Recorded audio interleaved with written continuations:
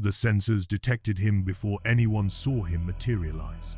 Lieutenant Commander Data's fingers moved across the ops console with practiced efficiency as the bridge filled with the distinctive hum of an unscheduled transport. Captain, I am detecting a significant energy displacement on Deck 1. The pattern does not match our transporter signature. Quantum resonance suggests temporal. A flash of golden light erupted near the main view screen, and suddenly, there was a man standing on the bridge of the Federation flagship.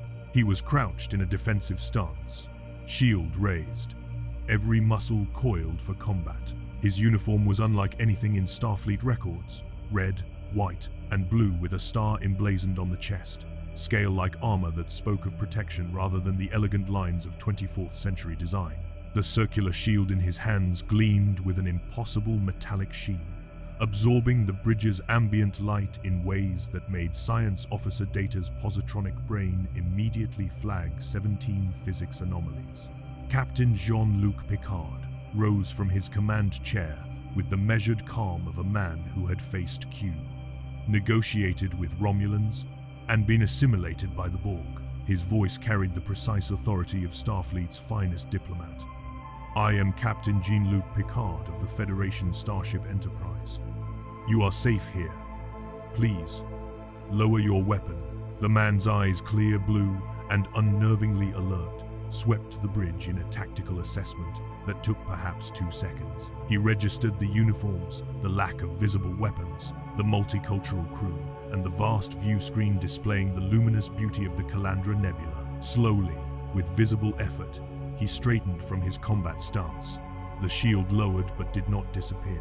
Steve Rogers, he said, his voice carrying a Brooklyn accent that Data's linguistic subroutines immediately identified as mid-20th century North American. Captain, United States Army. He paused, glancing at the view screen again, at the impossible vista of space that no 1,942nd soldier should recognize. Where am I? And when? Picard descended from the command platform, his hands clasped behind his back in his characteristic posture of diplomatic engagement. You are aboard the USS Enterprise, NCC 1701D, the flagship of the United Federation of Planets. He paused, studying the man's period uniform with growing comprehension. As for when, Mr. Data? Stardate 47,457.1, sir. By the Earth calendar Captain Rogers would recognize, it is the year 2370. Steve Rogers didn't flinch, didn't gasp. His jaw tightened almost imperceptibly, and something flickered in those clear eyes, recognition, perhaps, or grim acceptance. I've been out of time before, he said quietly. Never quite this far. Commander William Riker moved to Picard's side, his casual readiness, a counterpoint to the captain's formal diplomacy. Sir, sensors show residual quantum signatures consistent with a subspace rupture. Whatever brought him here collapsed immediately after transport.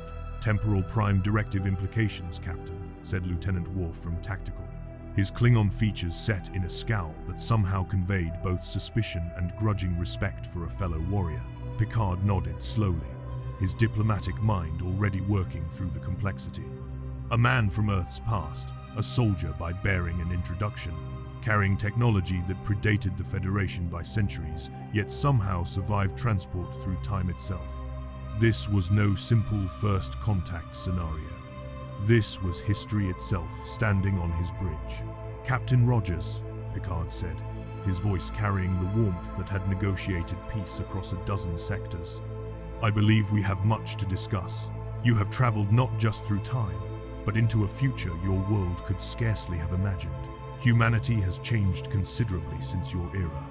We have much to explain, and I suspect you have equally much to tell us about how you came to be here. Steve looked down at his shield, at the star on his chest, then back at the multicultural crew watching him with curiosity rather than fear. A Klingon at Tactical, an android, he was certain that's what the pale-skinned officer was at operations. A woman as second officer. And everywhere, the quiet hum of technology so advanced it might as well be magic. I returned the Infinity Stones, Steve said. And though the words meant nothing to anyone on the bridge, The weight in his voice spoke of sacrifice and duty. There was energy, light, and then hair. He gestured at the bridge. "This, Counselor Troy," Picard said without turning. "Please escort Captain Rogers to guest quarters. See that he's made comfortable. Doctor, Crusher, I'll want a full medical evaluation with the captain's permission, of course." "Of course," Steve said, lowering his shield completely for the first time. It was a gesture of trust that Picard recognized immediately. This man understood command, understood the calculus of showing strength through restraint. As Counselor Deanna Troy approached with her characteristic empathic warmth, Picard added, "Captain Rogers, I give you my word you are among friends. Humanity has traveled far since your century, but we have not forgotten the heroes who made our future possible. Rest, recover, and when you're ready, we'll speak of what comes next." Steve nodded, the gesture carrying military precision softened by genuine gratitude. "Thank you, Captain. I've been through stranger things than time travel, but I have a feeling this is going to be different." As Troy led the super soldier toward the turbo lift, Picard returned to his command chair, his mind already racing through the implications. A man from the era when humanity still solved conflicts with warfare, when nations fought over resources that replicators had rendered meaningless, when the very concept of the Federation would have seemed impossibly idealistic. "Mr. Data," Picard said quietly, "pull all records on Captain Steve Rogers from our historical database. I want to know exactly who we're dealing with." "Accessing, sir." Data's fingers flew across his console. "Captain, preliminary records indicate Stephen Grant Rogers was a subject of American super soldier experimentation during Earth's Second World War. Enhanced physical capabilities, known for tactical brilliance and moral certitude. Historical records are extensive. He is considered one of Earth's most significant heroes from the pre-Federation era." Riker whistled softly. "A living legend just materialized on our bridge. Indeed, number one." Picard steepled his fingers, his eyes distant. "The question is, what do we do with a soldier in a century that has evolved beyond the need for soldiers? If you want to see more characters enter different universes, hit that subscribe button and drop the name of a character and the universe you'd want to see them in down in the comments below, to boldly go where no one has gone before." In guest quarters 3 decks below, Steve Rogers stood before the viewport, staring at the endless expanse of space. The shield rested against the wall behind him, vibranium gleaming in the soft lighting. He'd fought Nazis and Hydra. He'd battled Thanos across time itself. He'd said goodbye to everything he knew not once, but twice. Now he stood in a future where humanity had reached the stars. And somewhere in his chest, beneath the super soldier serum and the century of fighting, something stirred. Not hope. Exactly, Steve Rogers had never lost hope. But curiosity, the sense that perhaps, just perhaps, this displacement wasn't an ending. It was a beginning. The Ready Room was quintessentially Picard, refined, intellectual, a sanctuary of philosophy amid the operational demands of a starship. Steve Rogers sat across from the captain, the elegant desk between them doing little to diminish the weight of the conversation. Behind Picard, the stars streaked past at warp velocity, a constant reminder that Steve was no longer in any world he'd known. Dr. Beverly Crusher stood to one side, her medical tricorder still in hand from the examination she'd completed an hour earlier. Her expression was one of scientific fascination tempered by medical ethics. "Captain Picard, his physiology is remarkable. The serum, whatever it was, operates at the cellular level. Enhanced muscle density, accelerated healing, optimized neural pathways. It's not genetic modification in any way we'd recognize, but the results are extraordinary. I've been called a science project before," Steve said with a dry smile that didn't quite reach his eyes. "Never gets less strange." Picard poured tea from his personal service Earl Grey, hot, and offered a cup to Steve, who accepted it with the careful politeness of a man navigating unfamiliar social waters. Captain Rogers, I've reviewed the historical records. Your service during the Second World War, your sacrifice in 1945, your recovery in the 21st century. The databases are incomplete, but the pattern is clear. You are a man defined by service and sacrifice. I'm a soldier, Captain Picard. It's what I know. Steve sipped the tea, found it surprisingly pleasant, and continued. But from what Counselor Troy has told me about this century, I'm getting the sense that soldier isn't a profession the Federation values anymore. Not values? Picard leaned back, his fingers steepled in that characteristic gesture of contemplation. That's not quite accurate. We value the principles. Soldiers like you fought for freedom, justice, the protection of the innocent. But we've learned to pursue those ideals through different means. The Federation was founded on the principle that diversity is strength, that cooperation achieves what conflict cannot, that peaceful exploration serves humanity better than martial conquest. Sounds idealistic, Steve said, and there was no judgment in his voice, only observation. In my experience, ideals are good, necessary, even. But there are always people willing to use force against them. Bullies don't stop because you ask nicely, an astute observation. Picard's eyes held a complexity that Steve recognized the look of a man who'd made hard choices and lived with them. And you're not wrong. The Federation maintains Starfleet, not merely for exploration, but for defense. We have faced the Borg, who seek to assimilate all organic life. We fought the Dominion to preserve our way of life, but we pursue violence as a last resort, not a first option. Dr. Crusher set down her tricorder. Captain Rogers, I need to explain something about the world you've entered. We don't have poverty anymore. We don't have hunger. Replicators can create virtually any material good from raw energy. No one fights over resources because resources are, for practical purposes, unlimited. Steve blinked, processing this. No poverty? No one goes hungry? Not in the Federation, Picard confirmed. Money, as you understood it, doesn't exist among our worlds. People work because they find purpose in their endeavors, not because they need to survive. The economic systems that drove so much conflict in your era, they're historical footnotes now. For a long moment, Steve was silent. He set down his teacup with careful precision, his enhanced mind working through implications that would have staggered a lesser intellect. We won, he said finally, his voice barely above a whisper. All those fights, all those sacrifices humanity actually won. You won, Captain Rogers. Picard's voice carried genuine respect. The world you fought to protect became the foundation for the civilization we've built. Your greatest generation, as history remembers it, gave humanity the breathing room to evolve beyond its worst instincts. But you don't need soldiers anymore. We need defenders, Picard corrected gently. We need people willing to stand between civilization and chaos. But we've learned that the best defense is often a well-timed conversation, a treaty, a bridge between cultures. Mr.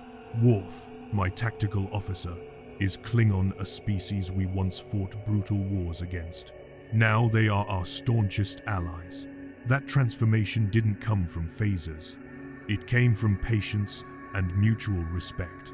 Steve absorbed this, his tactical mind already identifying the philosophical challenge.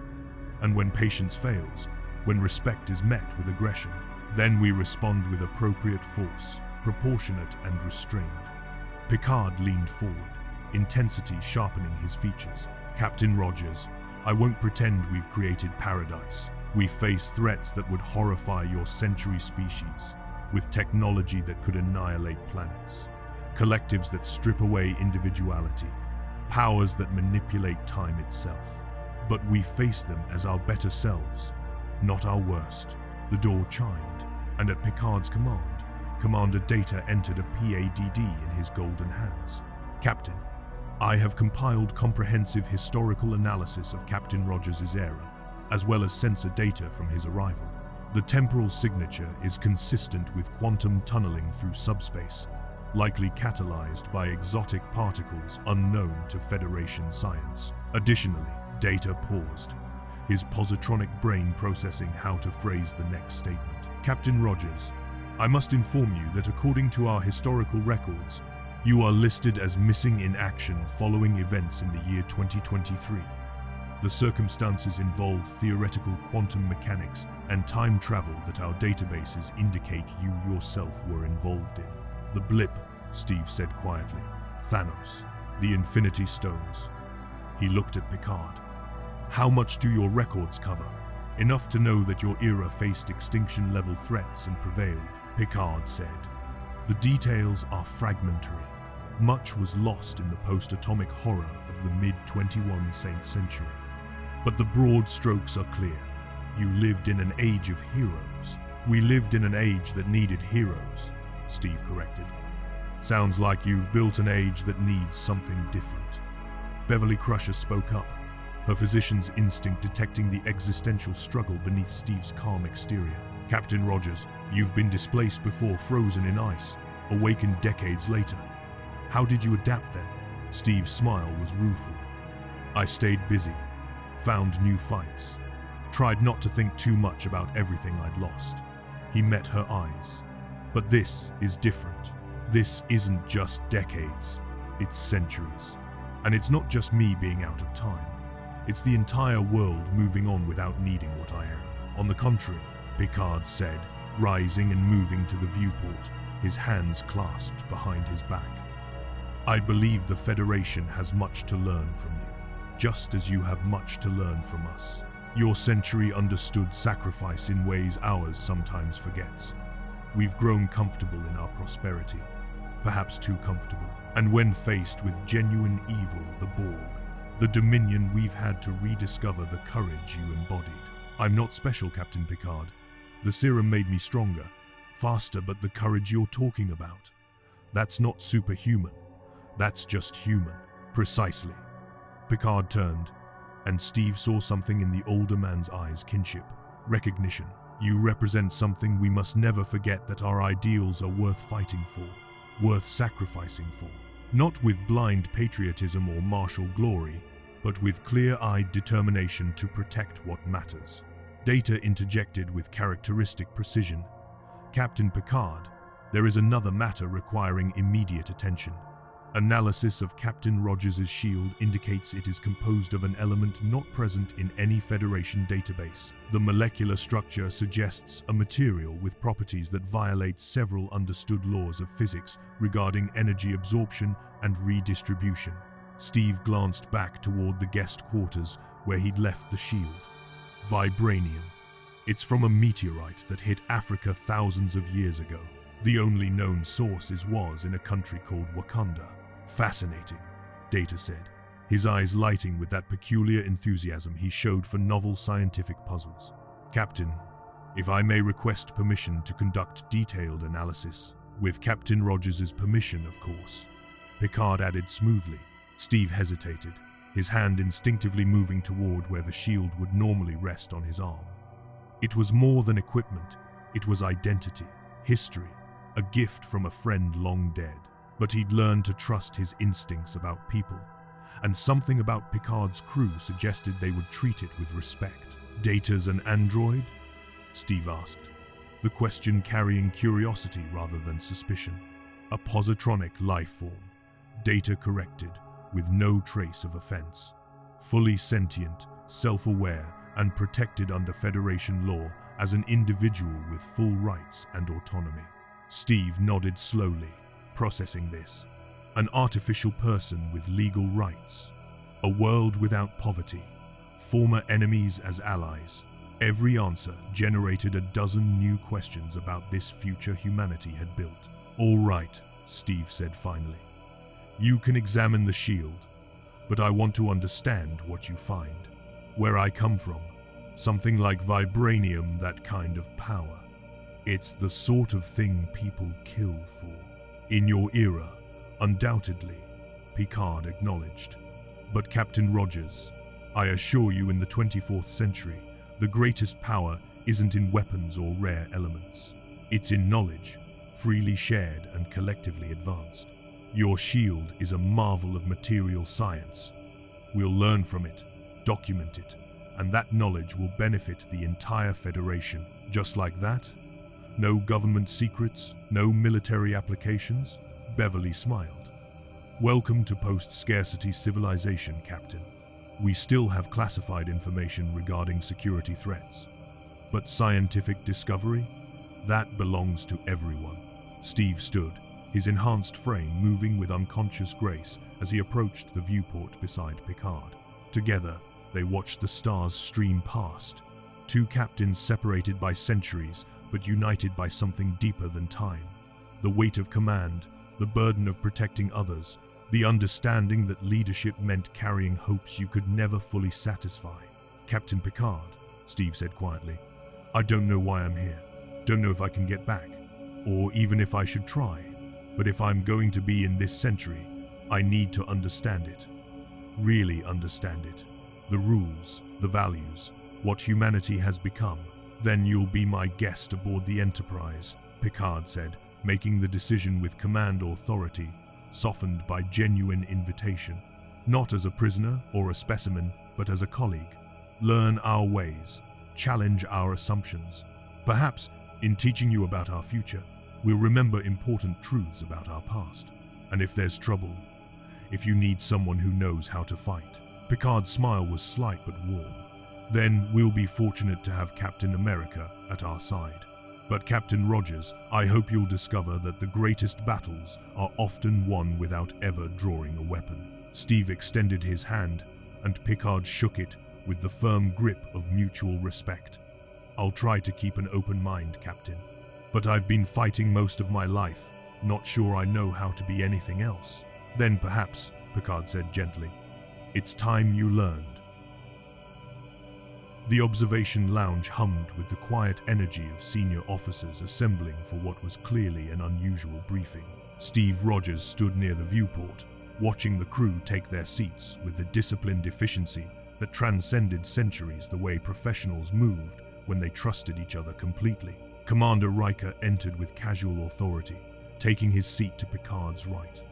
Lieutenant Commander Data settled at the table with his characteristic precise movements. Counselor Troy arrived with her gentle presence. Immediately sensing the emotional undercurrents in the room, Lieutenant Worf came last.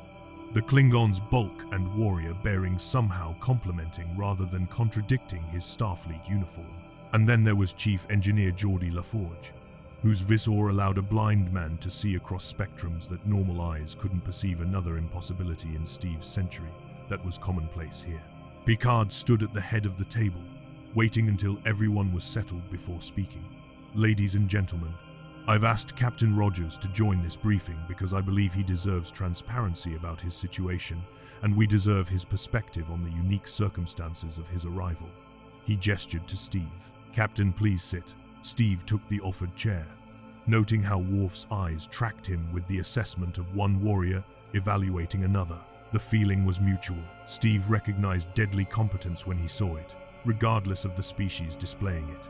Mr. Data, Picard continued, your analysis of the temporal event? Data called up a holographic display that materialized above the table's center, a swirling vortex of colors and mathematical notation that meant little to Steve, but clearly conveyed significant information to the crew. The subspace rupture that delivered Captain Rogers to our location demonstrates several anomalous properties. The energy signature contains elements consistent with quantum tunneling, but also exotic particles that do not correspond to any known form of matter or energy in our database. Infinity stones, Steve said quietly. All eyes turned to him. When I come from, there were 6 stones of concentrated cosmic power. Reality, space, time, mind, soul, power. I was returning them to their proper places in history when, he gestured at the display. When something went wrong, Geordi leaned forward, his visor analyzing data streams invisible to natural perception. Cosmic power concentrated into physical objects? That's theoretically possible, but we're talking about manipulating fundamental forces of the universe. 1 stone would be extraordinary. 6 would be Dangerous, Steve finished. Trust me, I know. A mad titan used them to wipe out half of all life in the universe. We spent 5 years figuring out how to undo it. The silence that followed was profound. Even Data, who didn't experience emotion in the human sense, seemed to process this information with something approaching shock. Half of all life, Troy repeated softly, her empathic senses detecting the grief beneath Steve's matter-of-fact delivery. The loss must have been incomprehensible. It was. Steve's jaw tightened. We lost friends, family. Half the population of Earth just vanished, turned to dust, and then we got them back, but it cost us. He stopped. The memory of Tony's sacrifice still raw despite the time that had passed. It cost us everything. Picard's expression carried the weight of someone who understood catastrophic loss intimately. Captain Rogers, the historical records from your era are fragmented. The eugenics wars, the Third World War, the post-atomic horror, much was lost. But what you're describing sounds like an extinction-level event that our databases never recorded. We won, Steve said simply. We brought everyone back, but the experience, the fight, it involved time travel, quantum physics, things that even our best minds barely understood. I think returning the stones through time created instabilities, cracks in reality, and I fell through one. Riker whistled low. You're saying you punched a hole between universes? Or the stones did it for me? Steve acknowledged. Either way, I'm here. And according to Dr. Crusher's scans, I'm not going anywhere soon. Beverly had entered quietly during the exchange, and now she addressed the table with clinical precision. Captain Rogers' cellular structure is stable in our time frame. Whatever temporal displacement occurred, it's not degrading or causing chronometric particles to accumulate. For all intents and purposes, he exists in our present without temporal contamination, which means, Picard said thoughtfully, that the temporal prime directive may not apply in the traditional sense. He's not a time traveler who can return and contaminate his own past. He's effectively a refugee from a different timeline entirely. Does that matter? Steve asked. Prime Directive Counselor Troy mentioned it. Something about not interfering with less developed civilizations. Precisely, Picard confirmed. It's the Federation's most sacred law. We don't impose our values or technology on societies that haven't developed the capacity for interstellar travel. We observe, but we don't interfere. Steve's brow furrowed. Even if they're suffering? Even if you could help? Even then, Picard said, and the weight in his voice suggested he'd grappled with this dilemma many times.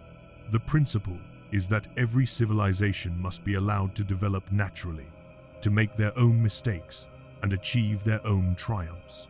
To interfere is to rob them of their unique cultural evolution. That's, Steve paused, choosing his words carefully. That's a hard rule to live by. Indeed it is, Picard agreed.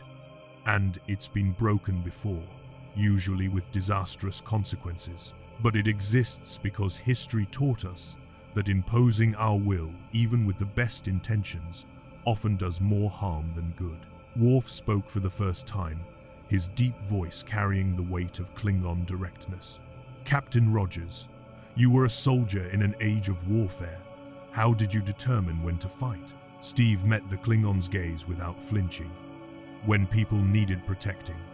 When bullies needed stopping. When the alternative to fighting was letting evil win. A warrior's answer, Worf said, and there was unmistakable approval in his tone.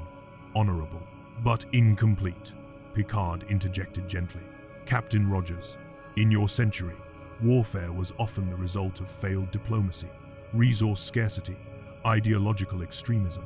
You fought Nazis, a fascist regime built on hatred and conquest. That was unquestionably a just cause. But we've learned that preventing such regimes from arising in the first place is preferable to defeating them in battle. Steve leaned back in his chair, his tactical mind engaging with the philosophical challenge. You're saying you'd try to talk Hitler out of being Hitler? I'm saying we'd work to ensure the conditions that created Hitler never existed, Picard replied. Poverty, humiliation, economic collapse. These were the foundations on which fascism built itself. Remove those conditions, and the ideology loses its power. But you can't remove every condition that creates evil, Steve countered. Some people are just bad. Some threats can't be negotiated with. Agreed, Picard said. Which is why we maintain Starfleet, why we have tactical officers like Mr. Worf, why our ships carry weapons. But Captain Rogers and I cannot stress this enough. The Federation's strength comes not from its capacity for violence, but from its commitment to avoiding it. Data interjected with his characteristic precision. Captain Picard, perhaps a comparative analysis would be illustrative. Captain Rogers, in your era, what percentage of international disputes were resolved through military conflict versus diplomatic negotiation? Steve considered. Hard to say exactly, but enough that we were almost always fighting somewhere. In the Federation, Data continued, approximately 94.7% of interstellar disputes are resolved through diplomatic channels. Military engagement occurs in less than 5% of potential conflicts, and even then, hostilities are typically limited in scope and duration. How? Steve asked, genuine curiosity overriding skepticism. How do you get people or species to talk instead of fight? Troy smiled, her empathic warmth filling the room. By making cooperation more valuable than conflict, Captain.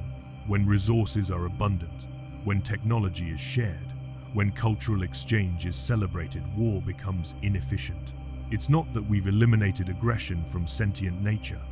We've simply created systems where aggression serves no useful purpose. Geordi added, take the Klingons. A century ago, we were mortal enemies. Now, they're our closest allies. That didn't happen because we beat them in battle, though there were wars. It happened because both sides realized we were stronger together than apart. Steve looked at Worf again. And you're okay with that? Working alongside people your ancestors fought? Worf's expression was complex pride and pragmatism in equal measure. My people value honor above all.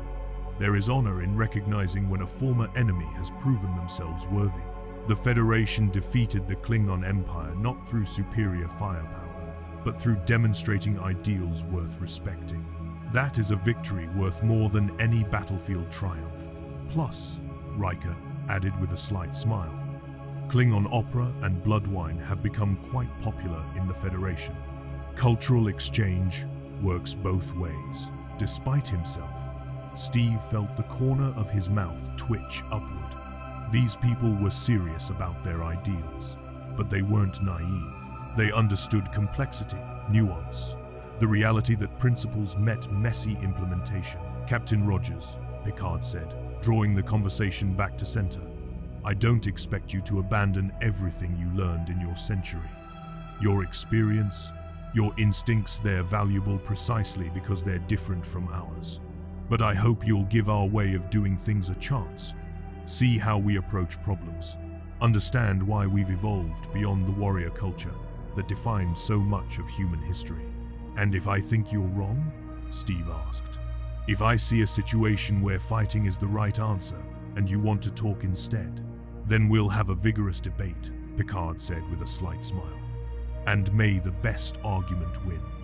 But I'll ask you to trust my judgment, just as I'll consider yours. You're not under my command. Captain Rogers, you're a guest. But if you choose to involve yourself in our operations, I'll expect you to respect our protocols. Steve nodded slowly. It was fair. More than fair, actually. All right. I'll watch, listen, learn. But Captain Picard, I meant what I said. I'm a soldier. If there's trouble, if people are in danger, I'm not going to stand by and let harm happen while we debate philosophy. Nor would I ask you to, Picard replied. The Federation believes in peace, Captain Rogers. But we're not pacifists. When the line must be drawn, we draw it. The question is whether we draw it with wisdom and restraint, or with the reflexive violence of our ancestors. The meeting continued for another hour, covering practical matters, Steve's quarters, his access to ship systems, his integration into the crew's daily routine. But beneath the logistics, Steve felt something unexpected taking root. These people weren't weak. They'd faced threats that would have destroyed his century. The Borg alone sounded like something out of nightmare, but they'd faced those threats while trying to maintain their principles, refusing to become monsters to fight monsters. It was idealistic, almost absurdly so. But as Steve looked around the table at the Klingon warriors serving on a Federation starship, at the android arguing for diplomatic solutions, at the captain who commanded with Shakespeare quotes and Earl Grey tea, he found himself thinking, maybe, just maybe, absurd idealism was exactly what humanity needed to reach the stars. The question was whether it would be enough when the universe proved less idealistic in return.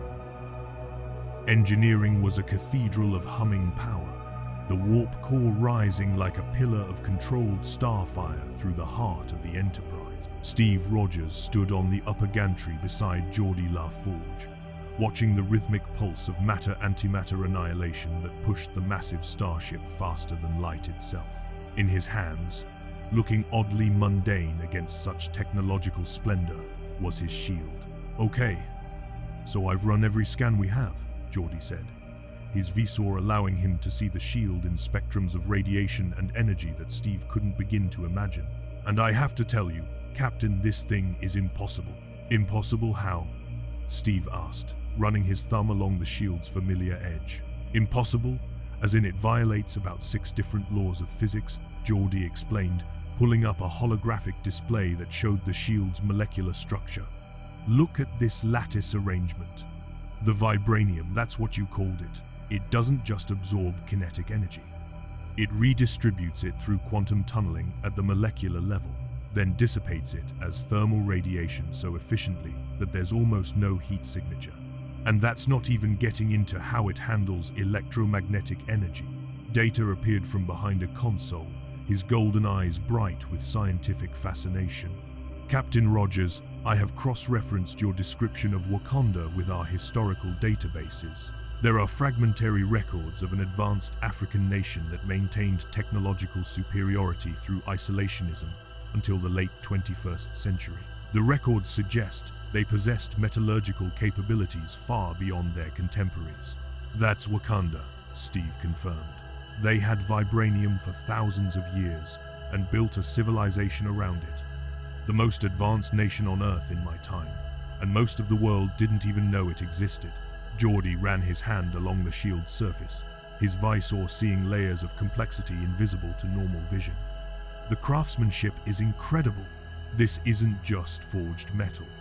The molecular bonds are aligned with precision that suggests either quantum-level manipulation or an understanding of material science centuries ahead of its time."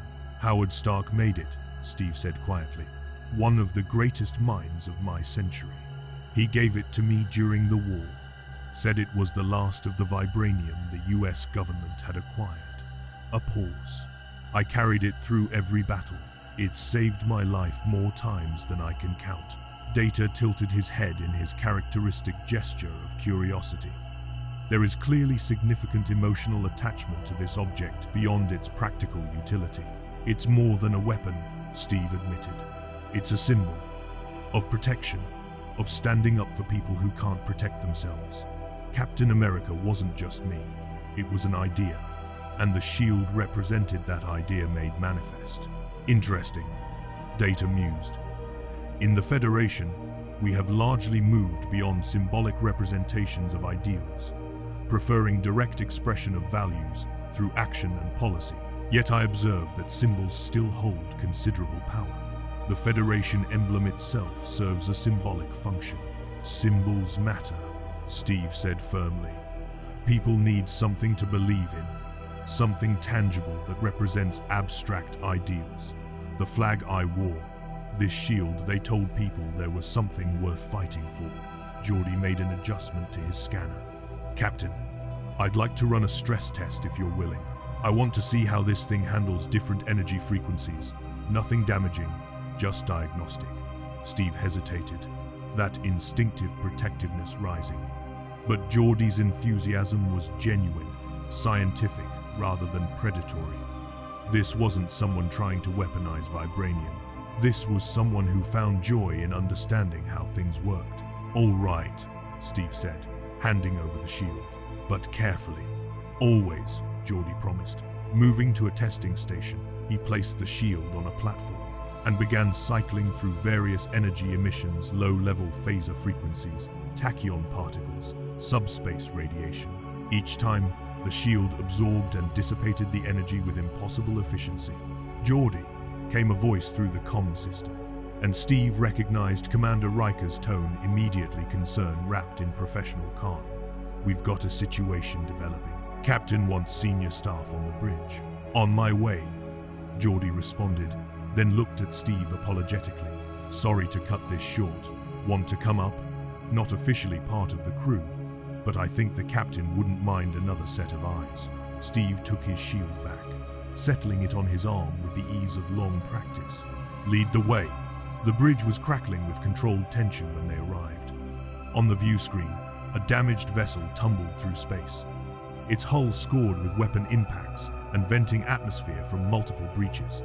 "Report," Picard commanded from his chair, his voice carrying that precise authority Steve associated with commanders who'd earned their crew's trust through competence rather than rank.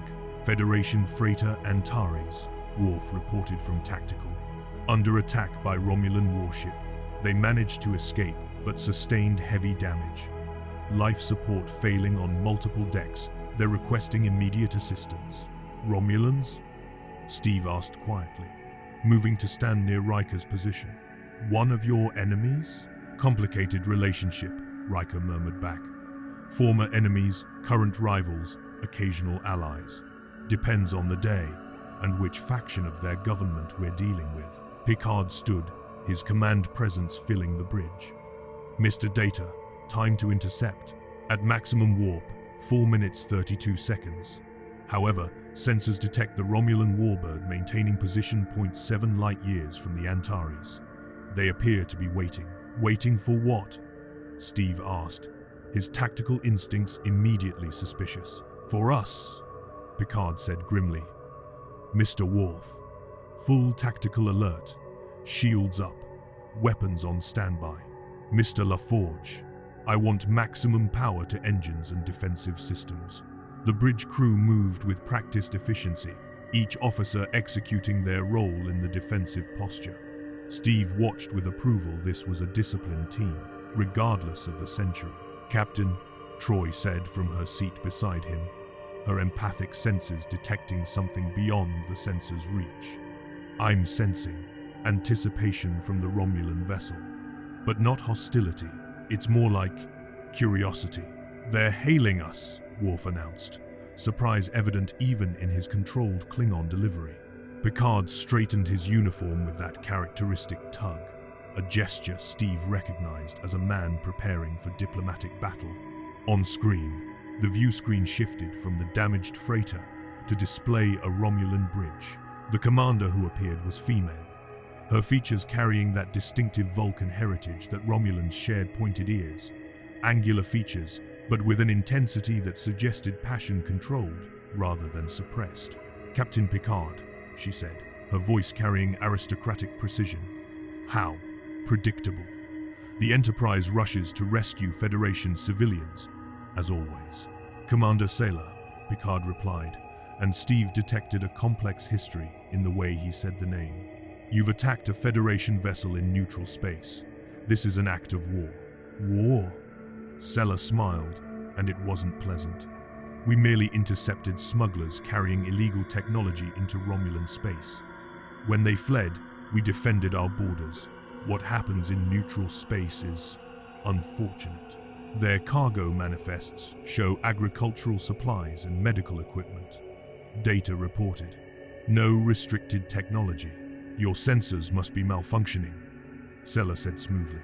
"Or perhaps the manifest was falsified. Regardless, the Antares violated Romulan territory. But," and here her eyes took on a predatory gleam, "I'm willing to be magnanimous. Return the vessel to us for inspection, and we'll forget this incident occurred." Steve felt his jaw tighten. He'd heard this kind of doublespeak before: bullies making accusations to justify aggression, demanding capitulation while claiming victimhood. The Antares is in Federation space, Picard said firmly. We will render assistance, and they will continue to their destination. If you have concerns about smuggling, file a formal complaint through diplomatic channels. How terribly civilized, Sela mocked, and how typically naive. But I noticed something unusual on your bridge, Captain. Who is that standing beside Commander Riker? The camera angle shifted, and Steve found himself looking directly at a Romulan commander who studied him with the intensity of a scientist examining an interesting specimen. A guest, Picard said neutrally. A guest with a rather distinctive shield, Sela observed, and wearing an archaic uniform from Earth's pre-Federation era.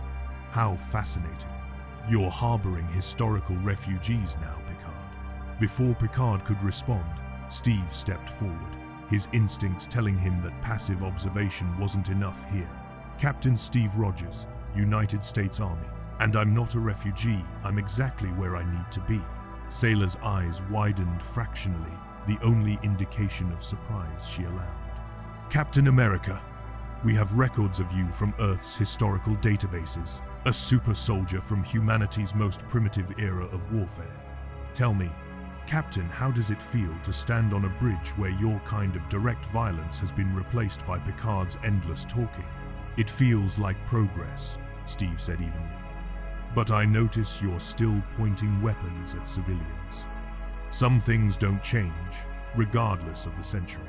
Sela's smile turned predatory. Brave words, but bravery without power is just noise. Your vibranium shield, your enhanced physiology, our sensors detected both when we intercepted the Antares' distress call. That's what interests us, Captain Rogers, not smuggling. The bridge went silent as the implications sank in. The attack on the freighter hadn't been about the freighter at all. You attacked civilians to get my attention. Steve's voice was dangerously quiet. We encouraged them to call for help, Sela corrected. The Enterprise was the nearest Starfleet vessel, and you are the most interesting thing to enter this quadrant in years. A man from Earth's past, carrying technology that predates the Federation, enhanced by a serum that our scientists would very much like to study.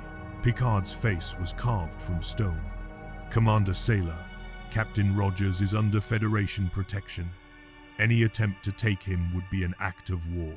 So would be attacking a Romulan warbird, Sela countered. But you won't do that, will you, Picard?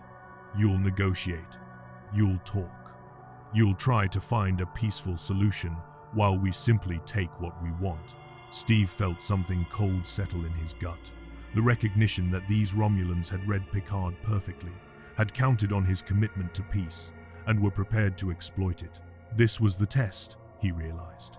Not just of him adapting to the 24th century, but of whether the 24th century's idealism could survive contact with predators who saw kindness as weakness. Commander, Steve said, his voice carrying the authority of someone who'd faced down tyrants and gods. I've met people like you in every century. Bullies who think might makes right, who mistake restraint for weakness. You're making a mistake. Am I? Sela leaned forward, fascinated. Then enlighten me, Captain America. What mistake am I making? Steve glanced at Picard, saw the captain watching him with intense focus, then looked back at Sela. You think Captain Picard won't fight. You're wrong. He just knows that fighting is the last option, not the first. But when someone attacks civilians, when someone threatens his crew, when someone mistakes peace for cowardice, Steve's expression hardened. That's when you discover that the Federation's idealism doesn't make them soft. It makes them strong enough to know exactly when violence is necessary. For a long moment, Sela studied him, her calculating mind reassessing the situation. Then she smiled, genuine amusement mixed with respect. Interesting. Perhaps there's more to you than historical curiosity after all. Captain Rogers, she leaned back in her chair. Very well. The Antares may proceed. Consider this a diplomatic courtesy. And Captain Rogers, Picard asked, tell your super soldier that the Romulan Star Empire will be watching him with great interest. We'll meet again, I think. The screen went dark, as Sailor terminated the connection. The bridge released its collective tension, but Steve felt no relief.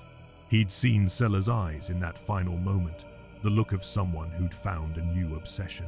"Mr. Worf," Picard said quietly, "maintain tactical alert until the Romulan vessel withdraws. Mr. Data, coordinate with the Antares for emergency transport and repairs." As the crew executed their orders, Picard approached Steve, his expression unreadable. "That was diplomatically aggressive, Captain Rogers." "She was going to attack anyway," Steve said.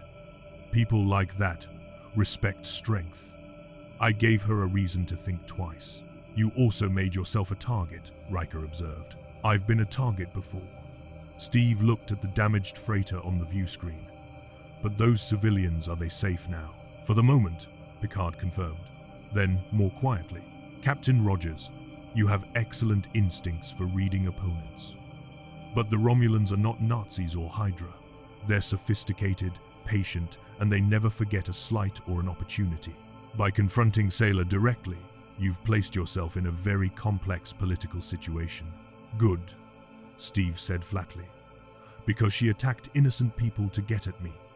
That makes it personal, and maybe drawing Romulan attention away from random civilians and onto someone who can handle it isn't the worst outcome." Picard studied him for a long moment, then nodded slowly. "Number 1, I'll be in my ready room with Captain Rogers. You have the bridge." As they walked toward the ready room, Steve felt Worf's eyes on him, evaluating, calculating. The Klingon's expression was complex, but Steve thought he detected something like approval there. In the ready room, Picard poured 2 glasses of synthahol and handed one to Steve before speaking. "You've been in this century less than 2 days, Captain Rogers, and you've already attracted the attention of one of our most dangerous adversaries." "Sorry," Steve said, and meant it. "I didn't come here to cause problems." "No," Picard agreed, "but problems found you anyway. Commander Sailor is brilliant, ruthless, and now personally interested in you. Your Vibranium shield, your enhanced biology, your direct approach to conflict, all of these make you valuable to Romulan intelligence. So what do we do?" Picard smiled slightly. "We do what the Federation always does. We move forward with principles intact. We protect those who need protection, and we refuse to compromise our values even when threatened." He raised his glass. "Welcome to the 24th century, Captain Rogers, where the challenges are different, but courage and character still matter above all else." Steve clinked his glass against Picard's. "To principles worth defending, and the wisdom to know when to defend them with words," Picard added. "And when to defend them with shields," Steve finished. They drank, and outside the viewport, the stars streamed past, carrying a soldier from the past deeper into a future he was only beginning to understand. A future that now knew his name, and wanted what he represented.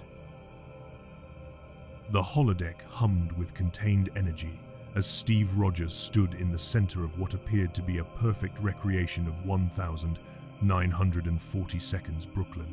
The brick buildings, the street vendors, even the smell of fresh bread from the bakery on the corner, it was so accurate it made his chest tight. "Computer, end program," he said quietly. The illusion dissolved into the black grid of the holodeck's default state, and Steve felt oddly relieved. The past was beautiful, but it hurt to visit when you couldn't actually go home. Impressive technology, isn't it? Counselor Troy stood in the doorway, her empathic senses having detected his emotional turmoil from the corridor. But sometimes, the most realistic recreation can feel the most artificial. "It's not real," Steve said, looking at where a fruit stand had been moments before. "Just photons and force fields. Commander LaForge explained it to me. But for a minute there, I almost believed I could walk down that street and find..." He stopped. "People who've been dead for centuries." Troy approached slowly, giving him space while offering presence. "You've been through this before, Doctor. Crusher showed me the medical records from your 21st century awakening. 70 years displaced, everyone you knew gone. Now it's happened again, but worse. 370 years this time, Steve said with a rueful smile. At least I'm consistent in my bad luck with ice and time. May I join you for a walk? Troy gestured toward the holodeck arch. The Arboretum is beautiful this time of ship's day cycle. Steve nodded, grateful for the company and the implicit understanding that he needed to move, to do something other than stand still with his thoughts. The Arboretum was indeed beautiful, a carefully maintained space of earth plants and alien flora, creating an ecosystem that existed nowhere in nature but felt organic nonetheless. They walked in silence for several minutes before Troy spoke. "You're processing two conflicting emotions," she observed gently. "Pride in what humanity has become and grief for the world you've lost. Both are valid. Everyone I knew is dead," Steve said quietly. "Peggy, Howard, the Howling Commandos, the Avengers, everyone. And the world they fought for. It's gone too, not destroyed, but transformed into something they'd barely recognize. Is that a bad thing?" Steve considered, his tactical mind appreciating Troy's ability to ask the right question without judgment. "No, it's incredible what humanity achieved. No poverty, no war over resources, different species working together. It's everything we said we were fighting for. But it means your fight is over," Troy finished. "And if you're not fighting, who are you?" "Exactly." Steve stopped beside a flowering tree whose blossoms shifted colors slowly, some kind of alien adaptation to shipboard lighting. "I've been Captain America since 1943. Soldier, symbol, the guy who stands up when everyone else sits down. But this future doesn't need that guy. Captain Picard proved it. He negotiated with Sailor instead of fighting.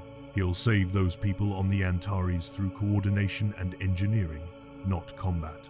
And yet," Troy said thoughtfully, "your presence on the bridge, your willingness to confront Sailor directly.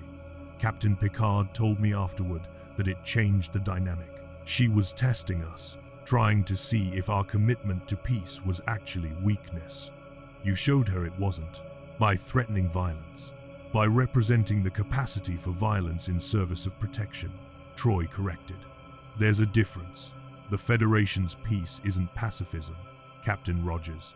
It's the choice to pursue non-violent solutions, while maintaining the capability to defend our principles when necessary. You embodied that balance." Steve absorbed this, wanting to believe it. "But what about the next situation, and the one after that? How many times can I be useful before I'm just a relic playing at being relevant?" Troy gestured to a bench, and they sat together beneath the color-shifting tree. "Tell me about the last time you felt truly purposeful, before you arrived here." Steve's mind went back to the final battle against Thanos, to the weight of Mjolnir in his hand, to standing against an army because it was the right thing to do. We were facing impossible odds. Everyone we'd lost, everything we'd fought for, it all came down to one fight, and I was terrified we'd lose. But I got up anyway, tightened my shield straps and faced down an alien army because someone had to. Why you? Because I could. Because I had the serum, the training, the experience. Steve paused. Because if I didn't stand up, I'd be letting down everyone who couldn't.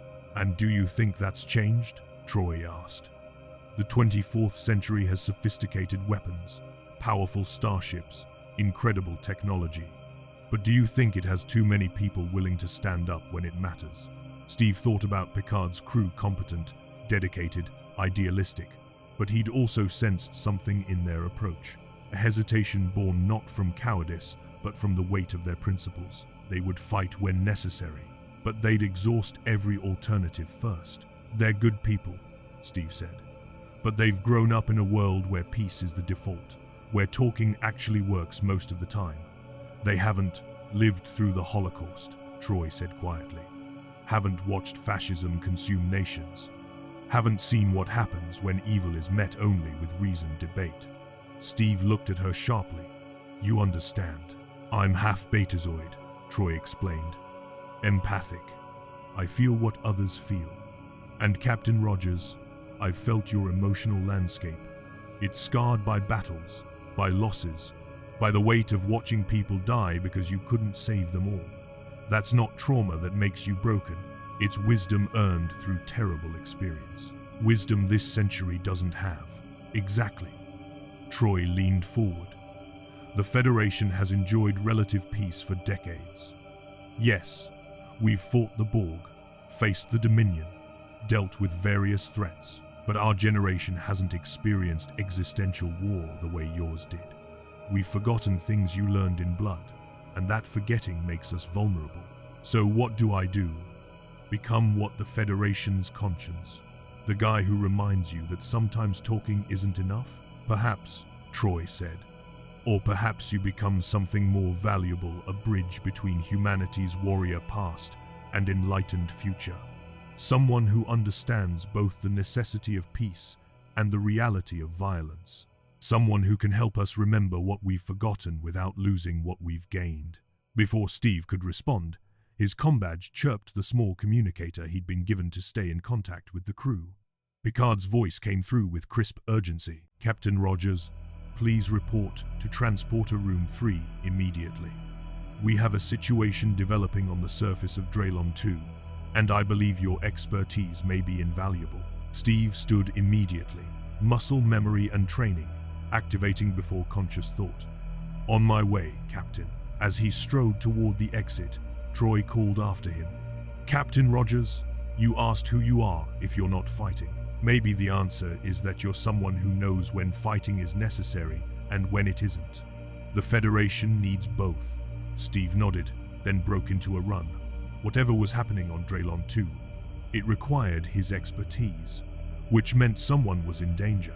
And if there was one thing Steve Rogers knew, one certainty that transcended centuries and displacement, it was this. When people needed protecting, he'd be there. Whether the century wanted a soldier or not, it had one. Transporter Room 3 was controlled chaos when Steve arrived. Picard stood beside the transporter chief, reviewing a PADD with Commander Riker, while Dr. Crusher assembled emergency medical supplies. Worf was checking phaser settings with the intense focus of someone preparing for combat. Captain Rogers, Picard said without preamble, we've received a distress call from a Federation archaeological team on Dralon II. They were excavating ruins from a pre-warp civilization when they were taken hostage by a militant faction of the planet's population. The Dralonians are on the verge of achieving warp capability. They're decades away at most, which means they're protected under the Prime Directive. You can't interfere. Steve understood immediately. But there are Federation citizens in danger. Precisely, Picard said, frustration evident in his controlled tone.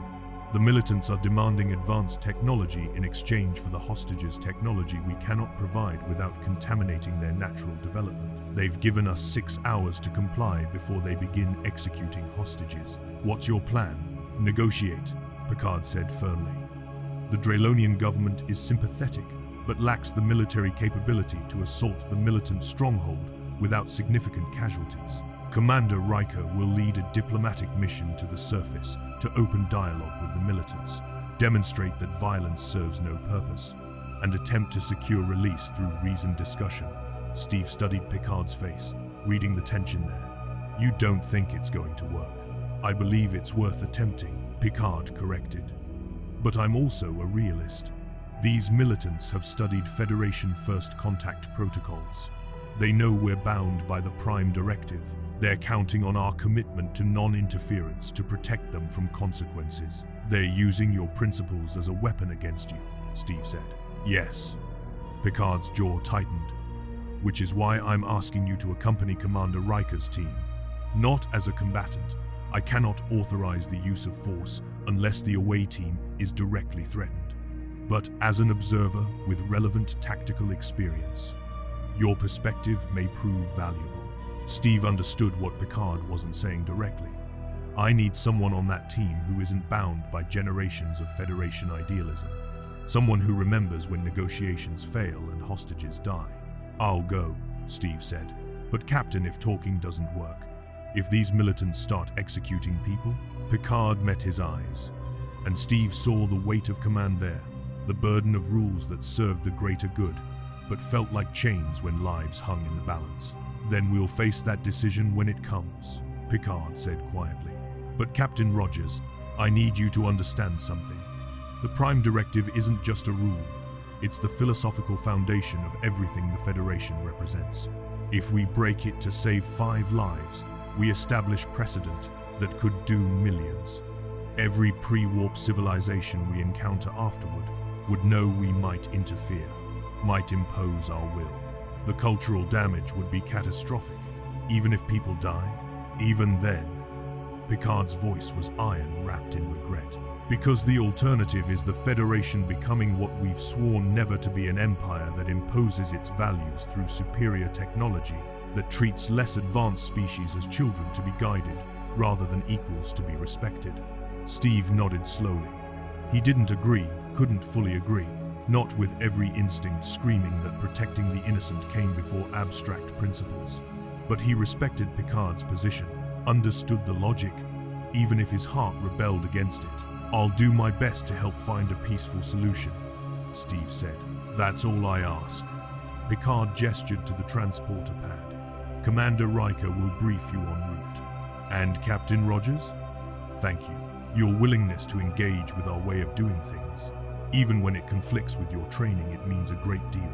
Steve stepped onto the transporter pad alongside Riker, Worf, and Dr. Crusher. As the familiar tingle of molecular disassembly began, he caught Picard's final words. "Remember, we're explorers first, warriors last." Then the transporter room dissolved into golden light, and Steve Rogers found himself facing a test he'd never encountered in any century.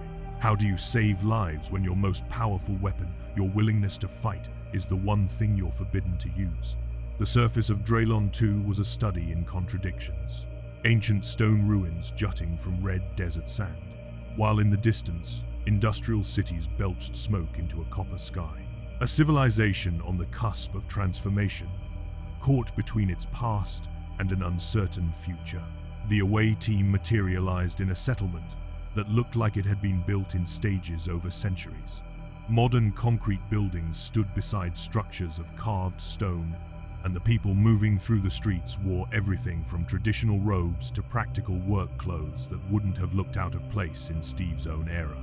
"Captain Rogers," Rika said quietly as they began walking toward the coordinates provided by the militants. "This is delicate. The Dralonians know we exist. They've observed our ships in orbit, but official contact hasn't been established. Every word we say, every action we take, it all influences how they'll perceive the Federation when they achieve warp capability. First impressions matter," Steve acknowledged, his eyes constantly scanning the environment with tactical awareness. Crowds parting as they passed, children staring at their strange uniforms, adults watching with mixtures of awe and suspicion. Worf walked with his hand near his phaser, though the weapon remained holstered. The militants call themselves the Dralon Purity Front. They believe outside influence will destroy their culture. They have taken 7 Federation archaeologists hostage in the Temple of First Light, a religious site approximately 2 kilometers from our position. "Ironic," Dr. Crusher observed, her medical tricorder discreetly scanning the population. "They're afraid of cultural contamination, so they kidnap people from an advanced civilization and demand technology. That's not preserving purity, it's weaponizing it." Steve had fought enough extremists to recognize the pattern. It's not really about purity, it's about power. They see your technology and realize it makes their current power structures obsolete. This is a last gasp. Get advanced weapons before warp capability makes them irrelevant. "Perceptive," Riker said. Starfleet intelligence reached the same conclusion. These aren't true believers. They're opportunists using ideology as cover. The Temple of First Light rose ahead of them, a massive structure of crystalline stone that caught the alien sun and refracted it into patterns of colored light, beautiful and ancient. Now defiled by its conversion into a prison, armed Dralonians stood at the entrance, their weapons crude by Federation standards, but deadly, nonetheless projectile firearms that looked like they'd been manufactured within the last decade. Pre-warp, but not primitive. The leader of the guards, a tall woman with elaborate facial tattoos, stepped forward as the team approached. Federation representatives, you were expected. Her eyes lingered on Steve's shield with obvious fascination. And you brought a warrior. Interesting. Captain Steve Rogers, he introduced himself, keeping his tone neutral. I'm here to help negotiate the safe release of your hostages. Hostages? The woman smiled without humor. We prefer guests. And they will be released when the Federation provides what we've requested. Advanced weapons, shield generators, propulsion technology that will allow us to defend our world from outside interference. You know we can't do that, Riker said firmly, but not unkindly. We have laws that prevent us from sharing technology with civilizations that haven't achieved warp capability. Those laws exist to protect species like yours from exploitation. Laws that conveniently keep you powerful while we remain vulnerable, the woman countered. We've watched your ships. We know you could destroy our world with ease, and you expect us to trust that you won't, simply because you claim to be peaceful? Steve spoke before Riker could respond. I get it. You see something powerful and unknown, and you want to defend yourself. That makes sense. But the Federation isn't your enemy. They genuinely don't want to conquer or control you. Then why do they watch us? The woman's eyes narrowed. Why do ships appear in our sky, observing, cataloging, studying us like insects under glass? Because we're curious, Dr. Crusher said gently. Because we want to understand your culture, your achievements. When you do achieve warp capability, and you will, we want to greet you as friends who've already learned about you, who can celebrate your accomplishments with genuine appreciation. Pretty words, the woman said. But words don't stop orbital bombardment. Technology does. Weapons do. You have 5 hours and 43 minutes remaining. Provide what we've asked, or the first guest dies. She turned and walked back into the temple, guards closing ranks behind her. The away team was left standing in the red desert sand, the weight of the deadline pressing down like the alien sun. Well, Rika said quietly, that went about as well as expected. Opinions? She's scared, Steve said immediately. Under the bravado, under the demands, she's terrified, which makes her dangerous. Scared people do desperate things. I sensed no deception in her belief that the Federation is a threat, Worf rumbled. She genuinely believes we will conquer them eventually. The hostages are leveraged to force technology transfer before that occurs. Dr. Crusher shook her head sadly. They're so close to being ready for contact. Another few decades, and they'd achieve warp drive naturally.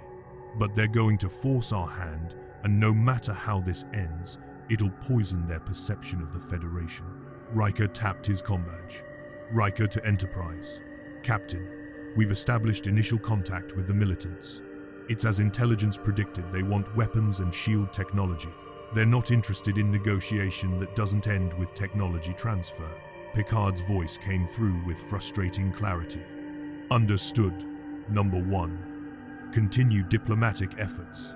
I've contacted the Dralon planetary government. They're sending a representative to assist in negotiations. Perhaps seeing their own people advocate for peaceful resolution will have impact. Acknowledged. Rika out. The commander looked at the temple, frustration evident in his jaw. 5.5 hours. To talk them down from a position they've probably spent months planning. Commander, Steve said carefully, what happens if we can't talk them down? What's the actual plan if they start executing hostages? Riker's expression was grim. Officially, we continue negotiating. Use every psychological technique, every diplomatic pressure point. Make them understand that killing Federation citizens won't gain them anything except our permanent distrust. And unofficially, Captain Picard will face an impossible choice. Break the Prime Directive and order a tactical rescue contaminating this civilization and setting precedent that could undermine the Federation's moral authority for generations. Or maintain our principles and watch people die because we valued abstract philosophical consistency over individual lives. Steve felt cold despite the desert heat. You're saying if they start killing hostages, Picard will let them die to protect the law. I'm saying, Riker corrected carefully, that Picard will weigh 5 lives against the potential harm to billions across hundreds of pre-warp worlds.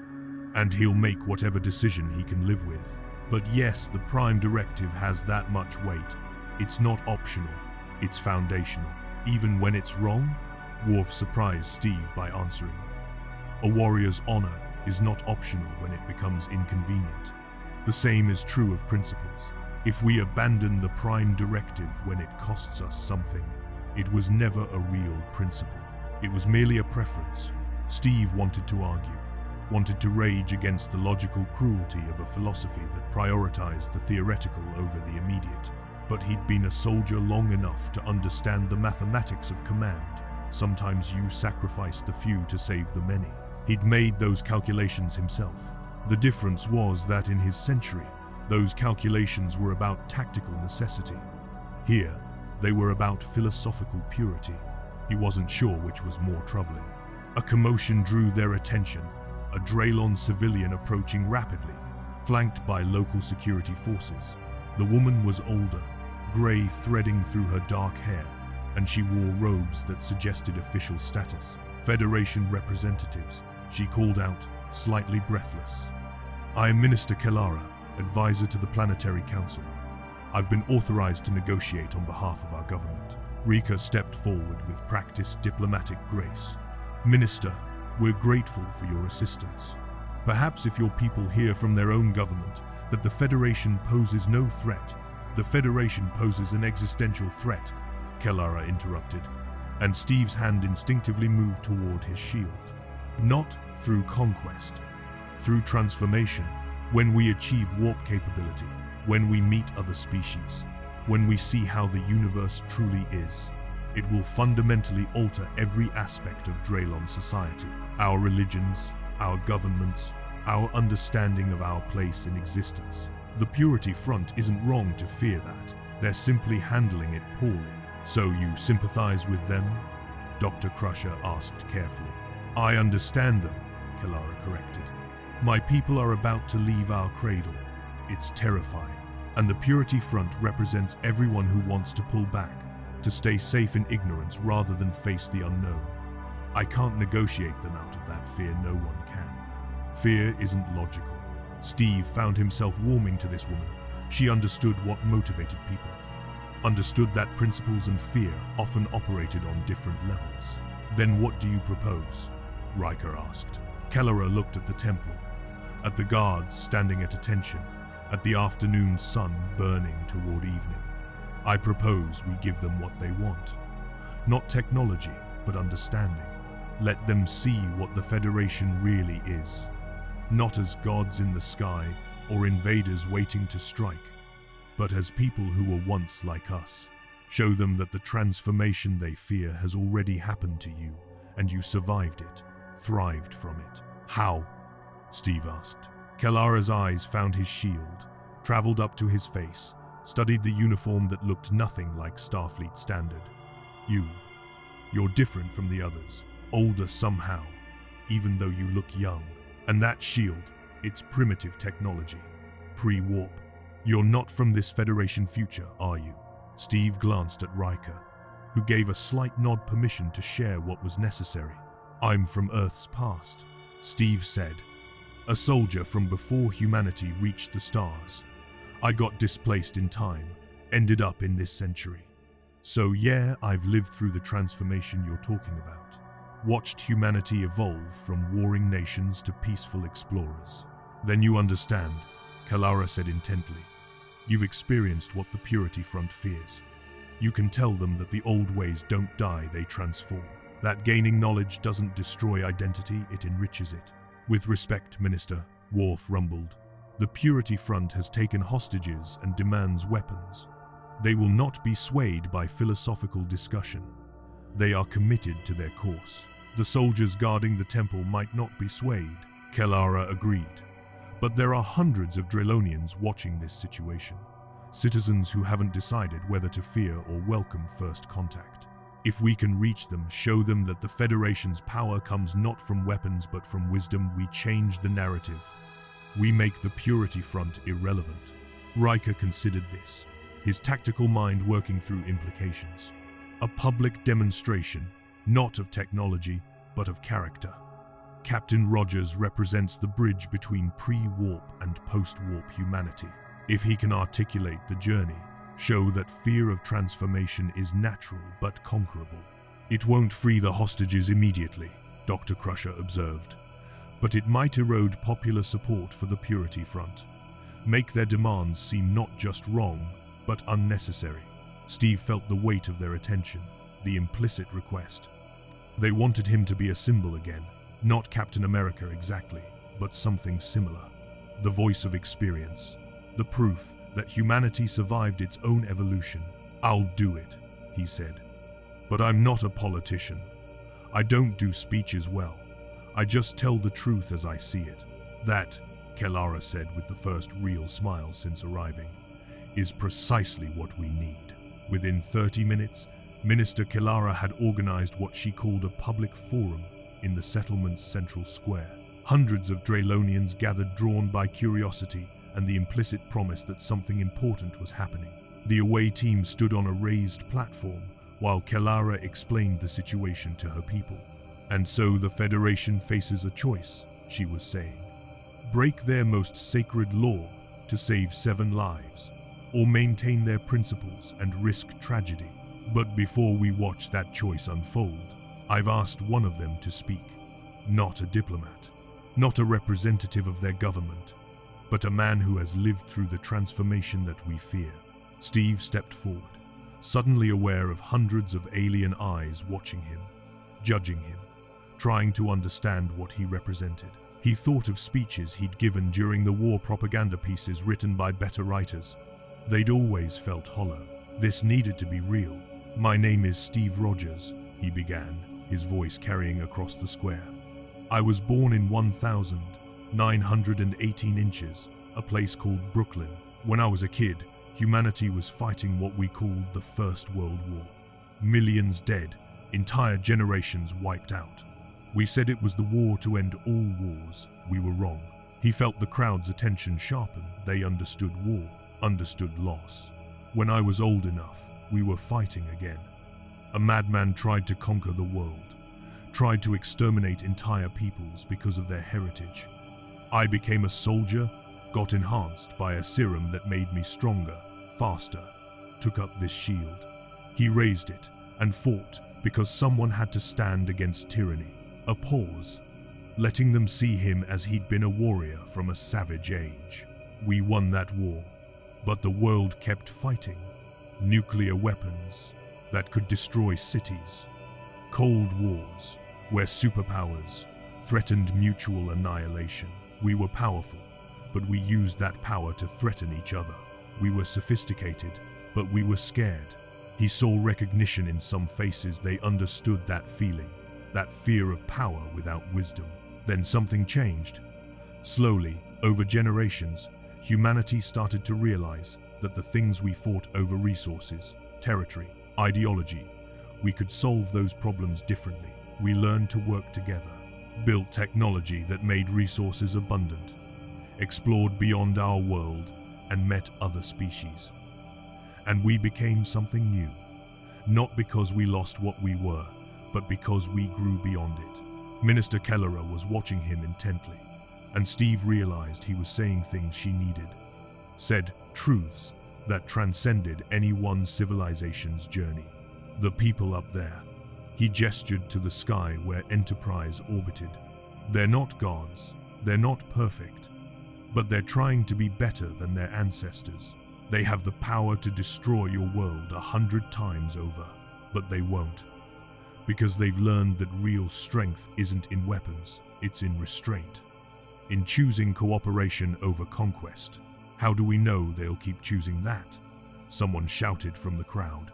How do we know they won't change their minds when it's convenient? Steve smiled grimly. You don't. You can't ever know for certain what someone else will do. But I've watched their captain make impossible choices. I've seen him refuse to use violence, even when it would be easier. And I can tell you these people are committed to their principles, in ways that would seem crazy to the world I came from. He thought of Picard, willing to let hostages die rather than break the Prime Directive. It was alien to Steve's instincts, but he couldn't deny the courage it took to hold that line. Your Purity Front is asking the Federation to give you weapons, Steve continued. They think that's safety, but weapons don't make you safe. I know I've carried weapons my whole life. They just make you powerful. And power without wisdom is how civilizations destroy themselves. So we should just trust them. Another voice called. Accept that we're helpless and hope they're as noble as they claim. No, Steve said firmly. You should become their equals. Achieve warp capability on your own terms. Meet them as peers, not supplicants. Because that's what they're waiting for, not a chance to conquer you, but the opportunity to welcome you as partners. To learn from you as much as you learn from them. He let that sink in, watching doubt war with hope in the crowd's faces. I was a soldier, Steve said quietly. I'm still a soldier, and everything in me wants to charge into that temple and take those hostages back by force. But you know what the Federation taught me in the 2 days I've been in this century? That sometimes the hardest choice, the bravest choice, is to not fight. To trust that there's a better way. To believe that the future can be different from the past. Minister Kalara stepped forward. The Purity Front believes contact with the Federation will destroy what makes us Dralon. But look at Captain Rogers. He came from a time before his people reached the stars. He's lived through the transformation. And he's still himself, still a warrior when necessary. But more than just a warrior, the Federation didn't erase his identity. It gave him new context for it. The crowd was murmuring now, debating among themselves. Steve saw the guards at the temple entrance, watching, listening. Some looked uncertain, as if hearing their certainties questioned for the first time. Then a shot rang out. The projectile tore through the air where Steve's head had been a fraction of a second earlier, instinct and super soldier reflexes saving his life as he dropped into a combat crouch, shield raised. The crowd erupted into chaos, people running in all directions as more shots followed, kicking up red dust and sparking off stone. Get down, Steve shouted, already moving to put himself between the shooter and the fleeing civilians. His tactical mind catalogued everything in milliseconds. Muzzle flash from a building to the east, elevated position, multiple shooters. Not the temple guards, this was something else. Worf's phaser was already in his hand, set to stun. Cover formation. The Klingon moved with practiced efficiency, shielding Dr. Crusher and Minister Kalara while scanning for targets. Riker had his communicator out. Enterprise, we're taking fire. Beam up the away team. Negative. Steve cut him off, his shield deflecting another round that would have caught Riker in the chest. You beam out now. These people think you're abandoning them, think you'll only protect yourselves. Another volley of shots, and Steve saw what he'd been dreading: civilians caught in the crossfire. A child frozen in terror in the middle of the square. Without conscious thought, he was moving, shield covering his body as he sprinted across open ground. Rounds sparked off Vibranium, the impacts jarring his arm but the shield holding. He reached the child, scooped her up with his free arm, and ran for cover behind a stone vendor's stall. You're safe, he told the terrified girl in his arms, not knowing if she understood his words, but hoping his tone conveyed protection. He set her down behind the stall, then turned back to assess the tactical situation. The shooters weren't trying to kill. They were trying to scatter the crowd, end the gathering, stop Steve's message from spreading. Which meant they were Purity Front, but not the hostage takers. This was a different cell, acting independently. Worf, Steve called out. Can you target the shooters without hitting civilians? Negative, Worf growled, frustration evident. Too many friendlies in the line of fire. I cannot get a clean shot. Of course not. The shooters had positioned themselves perfectly. Any return fire would risk hitting innocents. They'd studied Federation tactics, knew Starfleet wouldn't endanger civilians. But Steve Rogers wasn't Starfleet. Cover me, he said, then was moving before anyone could object.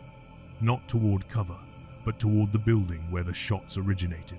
His enhanced speed let him cross the distance in seconds, zigzagging to make himself a harder target. Rounds sparked off his shield and the ground around him, but none found their mark. He hit the building's wall at full sprint, using his momentum and enhanced strength to leap, catching a window ledge and pulling himself up. Another shot, close enough that he felt the air pressure change. Then he was through the window, rolling into the building's interior. 3 shooters, all young, all terrified despite their weapons. They spun toward him, raising their rifles, but Steve was already moving. Shield bash to the first one's weapon, sending it clattering away. Spinning kick to the second, pulling the strike so it disabled but didn't kill.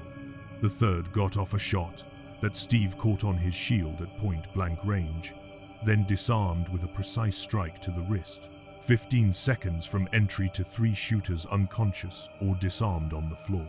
Steve retrieved their weapons, efficiently unloading and disabling each one, then moved to the window. Riker, shooters are down. 3 prisoners up here, need pickup. But when he looked down at the square, his heart sank. The crowd hadn't fled, they'd frozen, watching him. Watching a man move with superhuman speed and precision, taking down 3 armed militants with ease. Watching exactly the kind of violence the Federation claimed to have evolved beyond. And in their eyes, he saw fear. Minister Kellara was the first to speak, her voice carrying across the suddenly silent square. Captain Rogers, please come down. Slowly, Steve descended the way he'd come up, jumping from the window with his shield absorbing the impact. He walked back to the platform with his shield lowered, non-threatening, acutely aware that he'd just done exactly what he'd been trying to avoid, demonstrated that superior power made might into right. Minister, he started, but she held up a hand. You saved that child, Kellara said carefully, gesturing to where the girl he'd protected was now reunited with her mother. You stopped the shooters without killing them. You used your enhanced abilities to protect us. I used violence, Steve said flatly. I know how that looked. Like everything I just said about the Federation being peaceful was a lie. No, Kellara said, surprising him. You showed the balance. You spoke of restraint, but when violence came to us, you responded with appropriate force, controlled, measured, not vengeful. She turned to address the crowd, many of whom were slowly returning now that the immediate danger had passed. Do you see? Kellara called out. This is what the Purity Front fears, power they cannot match. But watch what Captain Rogers did with that power. He could have killed those shooters, could have left that child to save himself, could have beamed away to safety and left us to our fate. But he didn't. He protected the vulnerable and restrained his strength even in combat. Steve saw Riker approaching with Worf, the Klingon carrying the 3 unconscious shooters over his shoulders with casual ease. Commander, Steve said quietly, I just compromised your mission, showed these people exactly the kind of power differential they're afraid of. Actually, Riker said, studying the crowd's reaction with his practiced diplomat's eye, you might have done exactly what we needed. They saw power used in service of protection, not domination. That's a hell of a lesson. Captain Rogers, came a new voice, and Steve turned to see a Dralon woman approaching one of the guards from the temple entrance, her weapon holstered.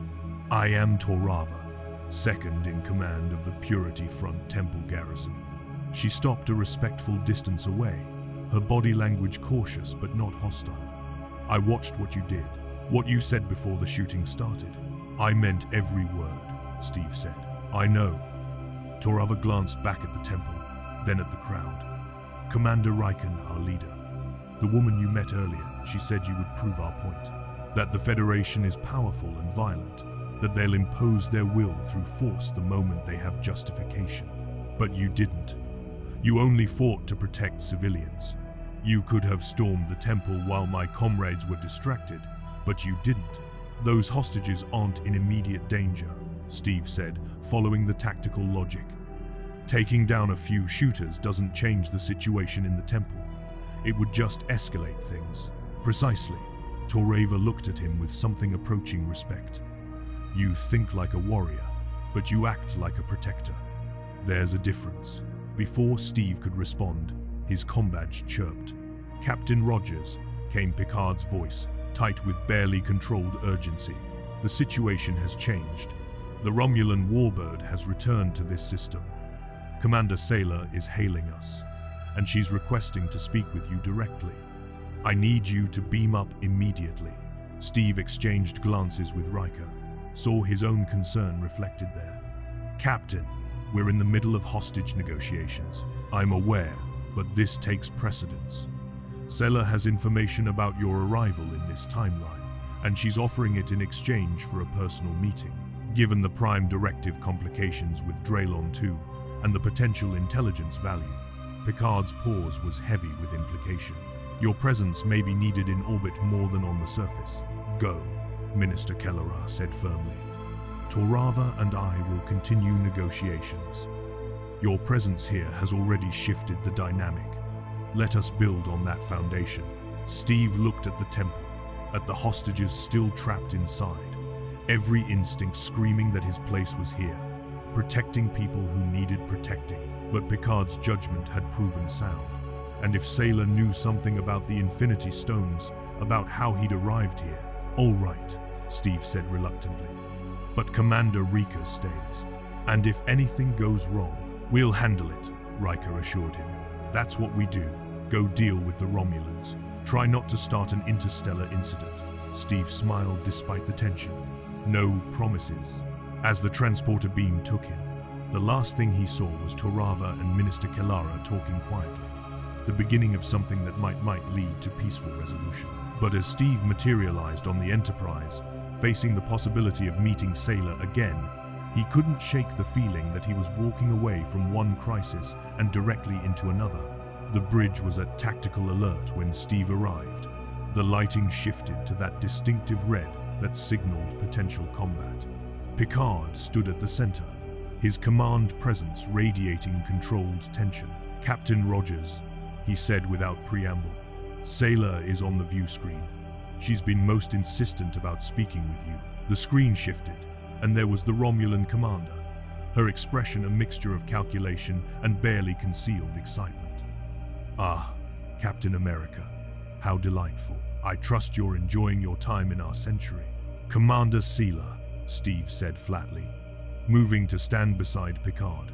Captain Picard said you have information about my arrival. I'm listening. Direct. I appreciate that.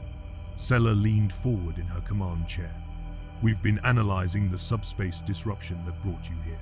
My science officers have detected residual quantum signatures that match energy readings from your century specifically, from objects called Infinity Stones. Fascinating technology, really. Concentrated cosmic power in physical form. Quite beyond anything the Federation has developed. Steve felt ice in his gut. How do you know about the stones? Because, dear Captain, you're not the only thing that came through that temporal rift. Sailor's smile was predatory. When you were displaced, pieces of that quantum energy scattered across this sector, and one of those pieces, a fragment of pure Infinity Stone energy, landed on Dralon II approximately 3 months ago. The bridge went silent as the implications hit. That's why the Purity Front is suddenly so aggressive, Data said, his positronic brain making connections at computational speed. They discovered exotic technology that predates Federation contact. It would seem to validate their fears of outside influence. More than that, Sailor purred. It gave them the power to back up their demands. That fragment contains enough energy to potentially jumpstart their weapons development by centuries. Primitive projectile weapons would become particle cannons. Their defensive capabilities would leap forward, all because a super soldier from the past accidentally dropped cosmic power on their world. Steve felt the weight of unintended consequences crushing down. I didn't mean I had no control over where the energy went.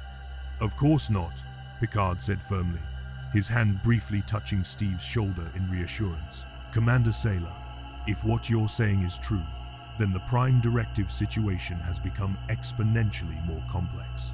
We can't allow Infinity Stone energy to artificially accelerate Dralon development. The cultural contamination would be catastrophic. Agreed, Sela said, shocking everyone.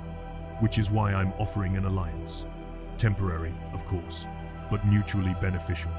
I'll share our detailed scans of the energy fragment's location and quantum signature. You use your resources to retrieve it, and in exchange. Her eyes fixed on Steve with disturbing intensity. I want Captain Rogers to visit my ship. 2 hours, unarmed, no shield. A cultural exchange, if you will. I want to understand what made your century produce such remarkable specimens. Absolutely not, Picard said flatly. Captain Rogers is under Federation protection. I won't hand him over to Romulan custody. Captain Picard, Steve interrupted, his tactical mind already working through the angles. She's right about one thing. If that energy fragment is on Dralon II, and the Purity Front has it, that changes everything. It's not just a Prime Directive violation, it's my responsibility. Energy from my time, from my actions, contaminating this world's development. Captain Rogers, you are not obligated to correct every unintended consequence of temporal displacement. Yes, I am. Steve met Picard's eyes. You told me about the Prime Directive, about non-interference. But this isn't interference, this is cleanup. My presence here has already caused damage. Let me help fix it. Picard studied him for a long moment, then turned to Sela. Commander, if we agree to this exchange, and I emphasize if I'll need ironclad guarantees of Captain Rogers' safety and timely return, and we'll need those quantum scans immediately, before any personnel are transferred. Acceptable, Sela said. Transmitting data now, and Captain Rogers, I promise you'll be treated as an honored guest. I'm genuinely curious about you, not interested in dissection, though I make no promises about my science officer's enthusiasm. The transmission ended, and Picard immediately turned to his senior staff. Mr. Data, verify those scans. Mr. Worf, tactical analysis. Can we trust Sela's information? Trust? Worf snorted. Never. But the data appears authentic. The quantum signatures match theoretical models of exotic particles. If this energy fragment exists, it would explain the Purity Front's sudden confidence. Captain, Steve said, I'm going to that Romulan ship. But I need to understand if that fragment is really on Dralon II, and the Purity Front has it. What's our play? Can you retrieve it without breaking your Prime Directive? Picard's expression was troubled. The fragment itself represents outside contamination. We would be justified in removing it to restore natural development. But if the Purity Front has already studied it, already reverse-engineered technology from it, he paused. Then the damage may already be done, and removing it becomes not protection, but theft. So we're damned either way, Steve said quietly. Welcome, Picard said with grim humor, to the reality of upholding principles in a complex universe. There are no clean answers, Captain Rogers. Only choices between different types of failure. Steve looked at the view screen, at the stars and the invisible threat of Romulan warbirds and Infinity Stone fragments and hostages and Prime Directives. 2 days in this century, and already he was neck-deep in the kind of moral complexity that made fighting Nazis look simple. Then let's choose the failure we can live with, Steve said. I'll meet with Sela, get whatever intelligence I can. You work on retrieving that fragment, and maybe, between the Federation's ideals and my willingness to break rules when necessary, we find a third option. A third option, Picard repeated thoughtfully. Yes, perhaps that's what we need. Not Federation compliance or Romulan pragmatism, but something that draws from both. He smiled slightly. You may be more valuable to this century than you realize, Captain Rogers. Or more dangerous, Steve said. Seems like everything I touch causes complications. The best things usually do, Picard replied. Mr. Worf, prepare to transport Captain Rogers to the Romulan vessel. And Captain, be careful. Sela is brilliant, ruthless, and now personally fascinated by you. That makes her extraordinarily dangerous. I've dealt with dangerous before, Steve said, though privately he wondered if that was true. Hydra and Thanos, he understood they were enemies, their goals clear. But Sailor? She wasn't an enemy exactly. She was something more complicated. She was curious, and in Steve's experience, that might be the most dangerous thing of all. The Romulan warbird was a predator, made manifest all angular lines and aggressive posturing. A ship designed to project power and instill fear. Steve materialized in a transporter room that was darker than Enterprise's bright efficiency, lit with emerald accents that made shadows seem to watch from every corner. 4 Romulan guards stood at attention, disruptors holstered but hands near weapons. They wore uniforms that somehow managed to look both elegant and martial, a combination Steve associated with empires that valued both culture and conquest. "Captain Rogers," one of the guards said in perfect English. "No." Steve realized the universal translator was at work, creating the illusion of comprehension. "Commander Sailor awaits you in the observation gallery. Please follow." They walked through corridors that felt intentionally maze-like, designed to disorient visitors and demonstrate the ship's complexity. Steve kept his tactical awareness active, noting guard positions, emergency bulkheads, anything that might matter if this cultural exchange turned hostile. The observation gallery was smaller than Enterprise's, but somehow more intimate. A single massive window displayed the reddish orb of Dralon II below, with Enterprise visible in higher orbit, a reminder that both civilizations watched each other across an uncertain peace. Commander Sailor stood at the window, her back to him, studying the planet with the focus of a military commander assessing a battleground. She wore her uniform impeccably, her dark hair styled with precision. "Captain Rogers," she said without turning, "welcome aboard the Val d'Or. Can I offer you refreshment? We have Romulan ale, though I understand it's technically contraband in the Federation." "I'm fine, thanks." Steve moved to stand beside her, keeping his distance respectful but not hostile. "You wanted to talk. I'm here. Let's talk. Direct again." Fascinating. Now she turned to face him, her eyes cataloging every detail with intelligence officer precision. "You know, I've read extensive files on Captain America, historical documents from your era, psychological profiles compiled by the Federation, even fragmentary records from your 21st century reappearance. But none of them captured something I see now." "What's that?" "You're uncomfortable," Sailor said with a slight smile. "Not afraid. I doubt you're capable of genuine fear, but uncomfortable. The Enterprise runs on idealism and optimism. This ship runs on pragmatism and power. And some part of you recognizes that you belong here more than there." Steve's jaw tightened. "You're wrong. Am I?" Sailor began walking slowly around the gallery, forcing Steve to turn to track her, a subtle dominance play he recognized but didn't challenge. "You're a soldier, Captain Rogers. You understand that sometimes principles are luxuries purchased with blood. You know that evil exists and that defeating it requires force, not philosophy. You spent your life fighting because that's what you were good at, what you were built for. And now you're in a century that tells you fighting is a last resort, that your skills are barbaric, that your instincts are inconvenient. The Federation isn't weak," Steve said firmly. "I've seen them face down threats. They choose peace when they can, but they fight when necessary." "When necessary, according to whose judgment?" Sailor countered. "Picard's. He's a philosopher captain, brilliant in his way, but he'll debate the morality of action while enemies maneuver. You saw it on Dralon II. Hostages taken, demands made, and what does he do? Sends a diplomatic team.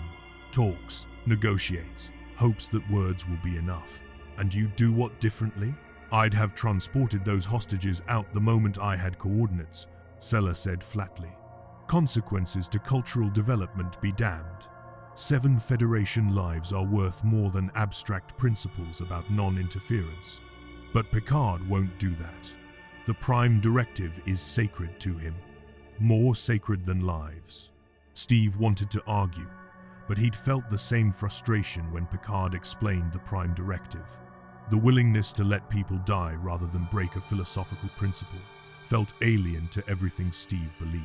You're trying to recruit me, Steve realized. This whole thing, the meeting, the information about the Infinity Stone fragment, you're feeling me out. Seeing if I'll become disillusioned with the Federation and defect to the Romulan Star Empire. Sela laughed, genuine amusement in the sound. You really are direct, aren't you? Yes, Captain. I'm recruiting you. Not because I expect success. Your moral core is quite rigid, almost admirably so, but because even the attempt serves purposes. You're unsettled by Federation idealism. That discomfort will grow, and when it does, when you eventually clash with Picard over methods or principles, that conflict will weaken his command effectiveness. You're honest about being manipulative. That's almost refreshing. I prefer efficiency to pretense, Sela said, stopping near the window again. But Captain Rogers, I'm not entirely playing games. That Infinity Stone fragment is real. It's on Dralon II, and it represents a genuine threat to regional stability.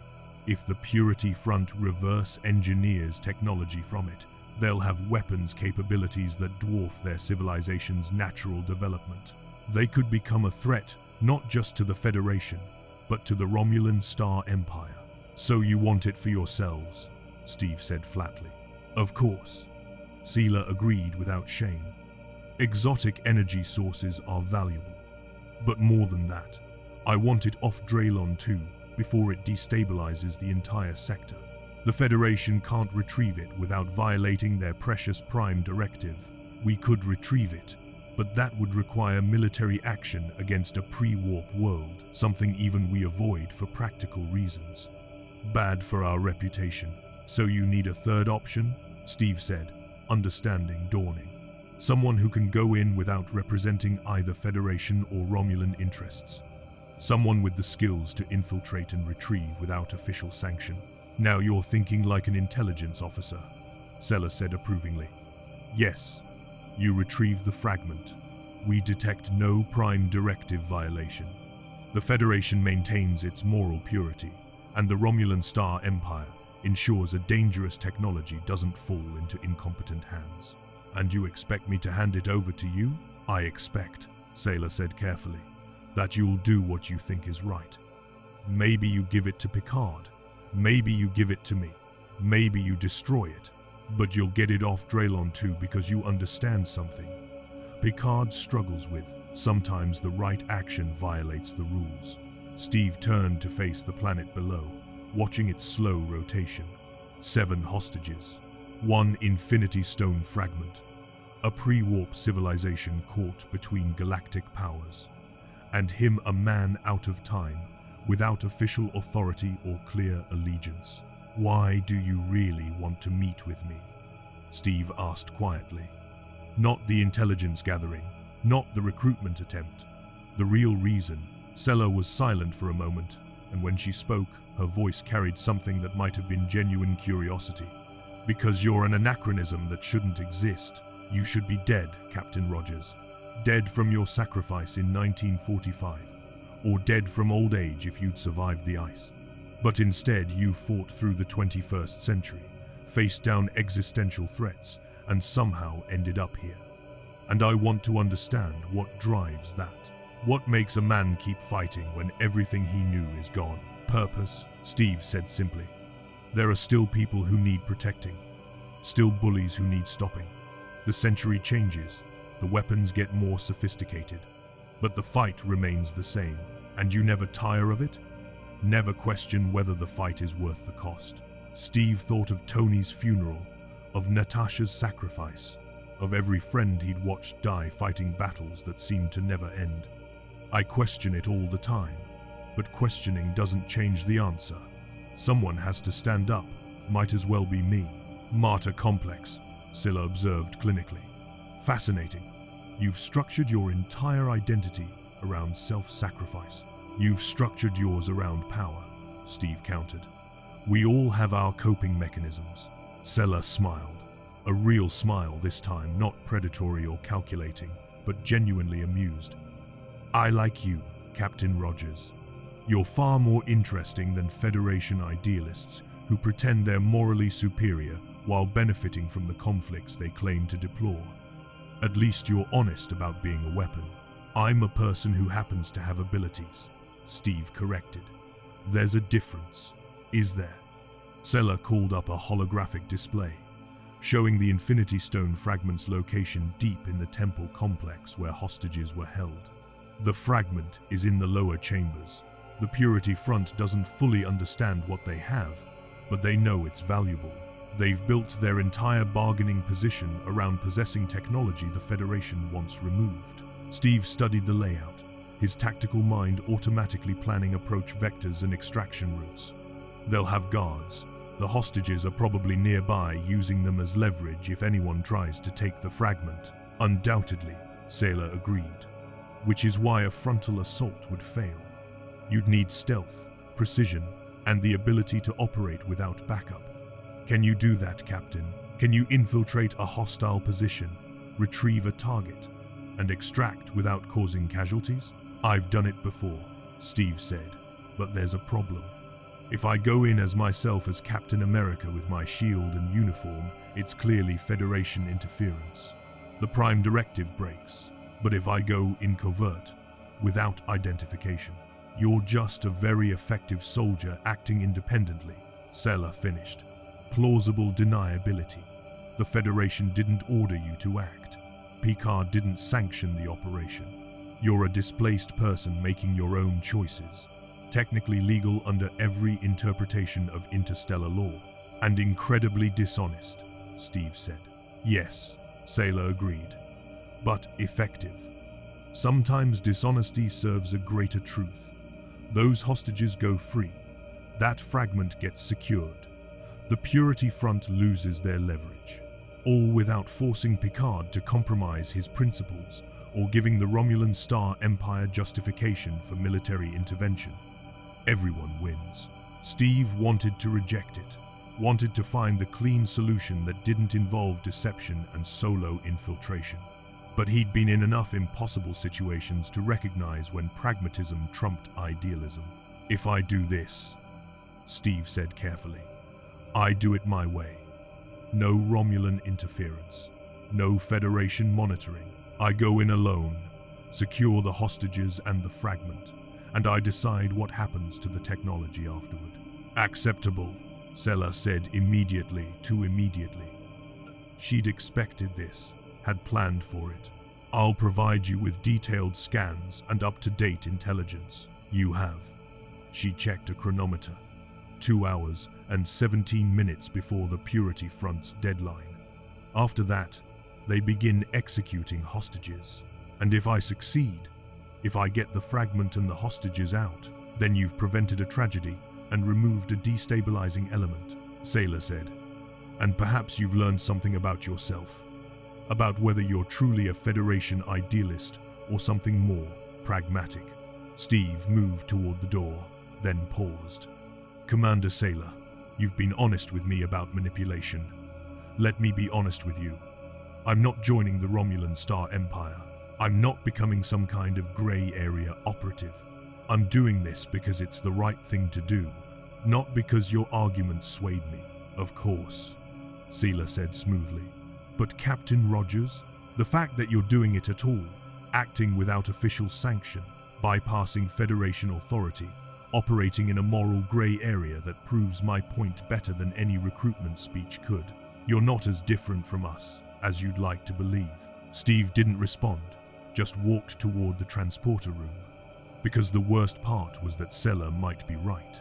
He was about to infiltrate a temple, bypass Prime Directive restrictions, and retrieve cosmic-powered technology through methods Picard would never officially approve. He was going to save lives by breaking rules, and some part of him, the part that had always done what was necessary regardless of orders or protocols, felt more alive than he had since arriving in this century, which terrified him more than any enemy he'd ever faced. Steve materialized back on the Enterprise to find Picard waiting in the transporter room, his expression carefully neutral in a way that suggested considerable internal turbulence. Captain Rogers, Picard said with forced calm. Commander Sailor was kind enough to transmit her intelligence data to us as well. How transparent of her. She's playing games, Steve said, stepping off the pad. But the fragment is real. I saw the scans. It's in the temple, lower levels, exactly where the hostages are being held. And I assume she proposed you retrieve it independently. Picard's tone suggested he already knew the answer. Operating without Federation sanction, thereby circumventing the Prime Directive while achieving objectives we cannot officially pursue. Something like that, Steve admitted. Picard was silent for a moment, then gestured toward the corridor. Walk with me, Captain. They moved through Enterprise's corridors, past crew members who nodded respectfully but maintained professional distance. Picard led them to an observation lounge, empty at this hour, where Dralon II hung visible in the viewport. I knew this moment would come, Picard said quietly. Perhaps not this quickly, but inevitably. The moment where your methods and my principles would come into direct conflict. He turned to face Steve. You want to infiltrate that temple, rescue the hostages, secure the fragment. All very heroic, very direct, very much in character for Captain America. But it breaks your Prime Directive, Steve said. Does it? Picard's eyes were sharp. That's the question, isn't it? You're not Starfleet. You're not under my command. You're a displaced individual making your own choices. Technically, I have no authority to prevent you from acting independently. Steve felt the trap closing. But if you know what I'm planning and don't stop me, you're complicit. You're using me as a weapon to circumvent rules you're sworn to uphold. Precisely, Picard said, which is why I find myself at a crossroads. I could confine you to quarters, prevent you from acting, maintain the sanctity of the Prime Directive, while 7 people die and an Infinity Stone fragment remains in the hands of militants who don't understand its danger. Or, I could acknowledge that sometimes the universe presents situations where all choices lead to compromise, where the clean solution doesn't exist. Picard moved to the viewport, his reflection ghostly against the stars. I've broken the Prime Directive before, Captain Rogers. More times than I care to count. Always with justification, always with agonizing deliberation, and every time, I've wondered if I was betraying everything the Federation stands for, or if I was demonstrating that principles must bend to serve life. What did you decide? That I'm still deciding, Picard said. Every time. The moment I become comfortable with breaking our most sacred law is the moment I lose the moral authority to uphold it. He turned back to Steve. But I've also learned that sometimes the right thing to do is to trust others to make difficult choices on their own authority. Steve understood what Picard was offering and not offering. You're not ordering me to go. You're not sanctioning the mission, but you're not stopping me either.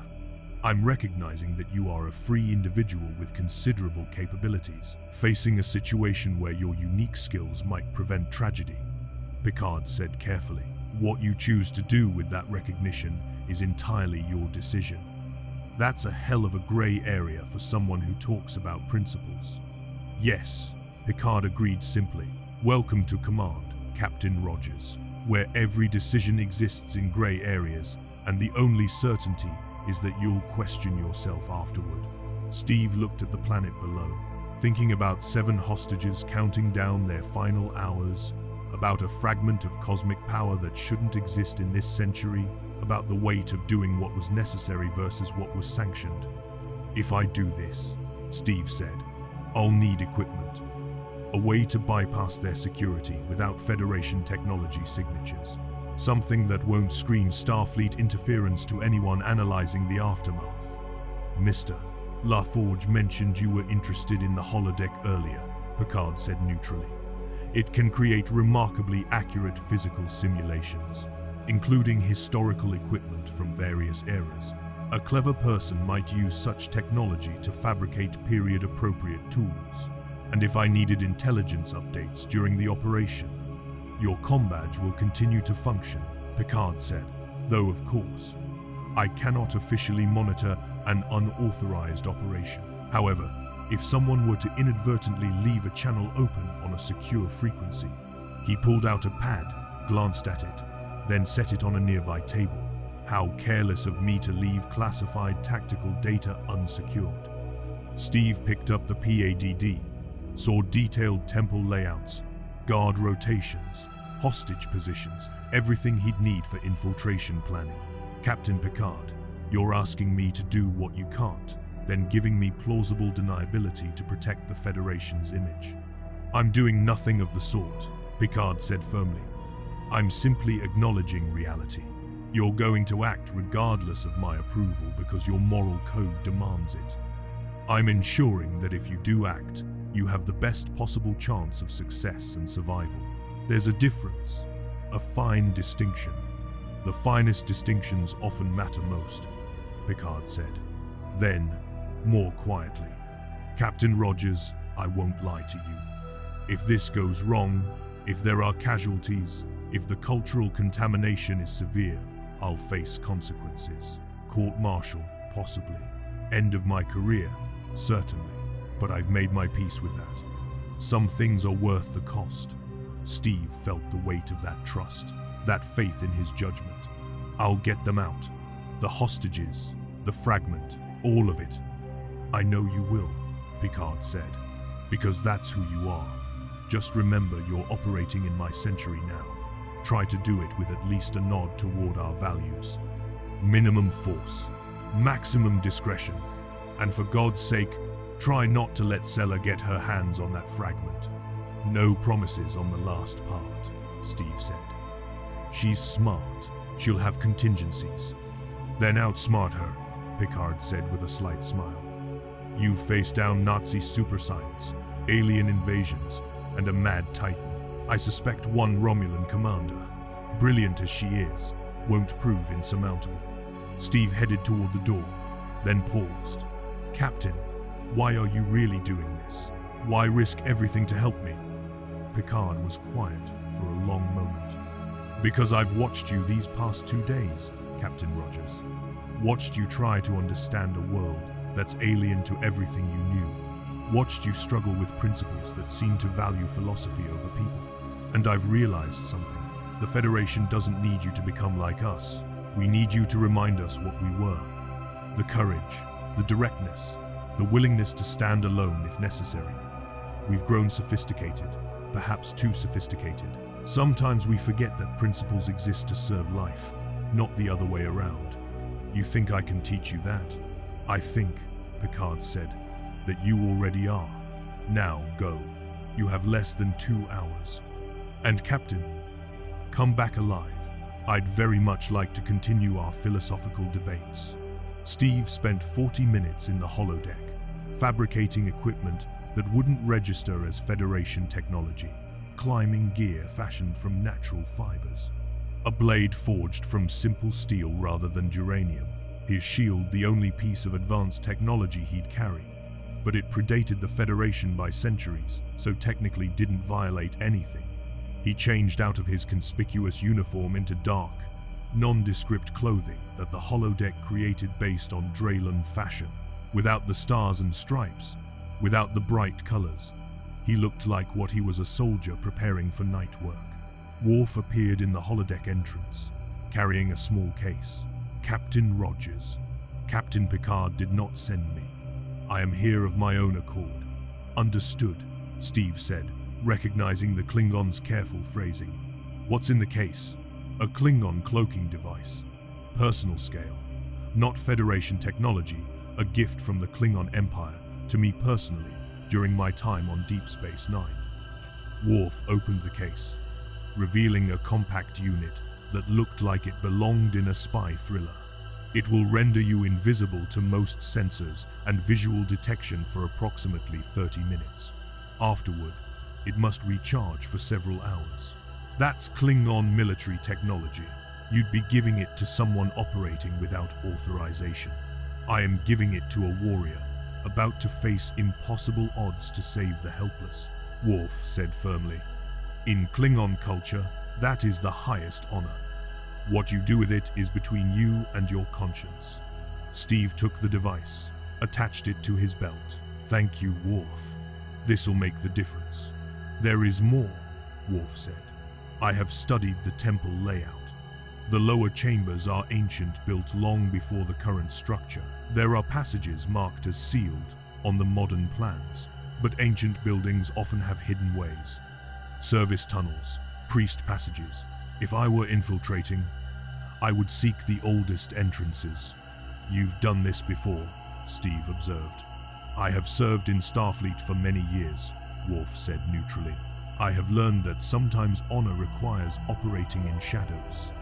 It is not glorious, but glory matters less than results when lives are at stake."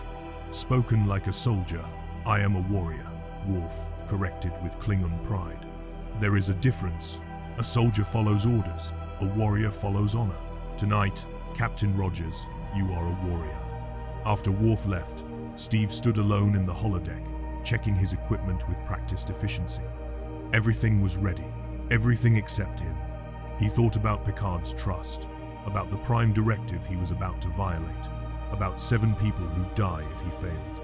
He thought about Seela's manipulation, about whether she was right, that he belonged more with Romulan pragmatism than Federation idealism. And he thought about what would happen if he succeeded, if he proved that sometimes the right thing meant breaking the rules. "Computer," Steve said quietly, "save current holodeck configuration as Rogers 1. And thank you." "You are welcome, Captain Rogers." The computer responded in its neutral voice. "Good luck," Steve smiled despite himself.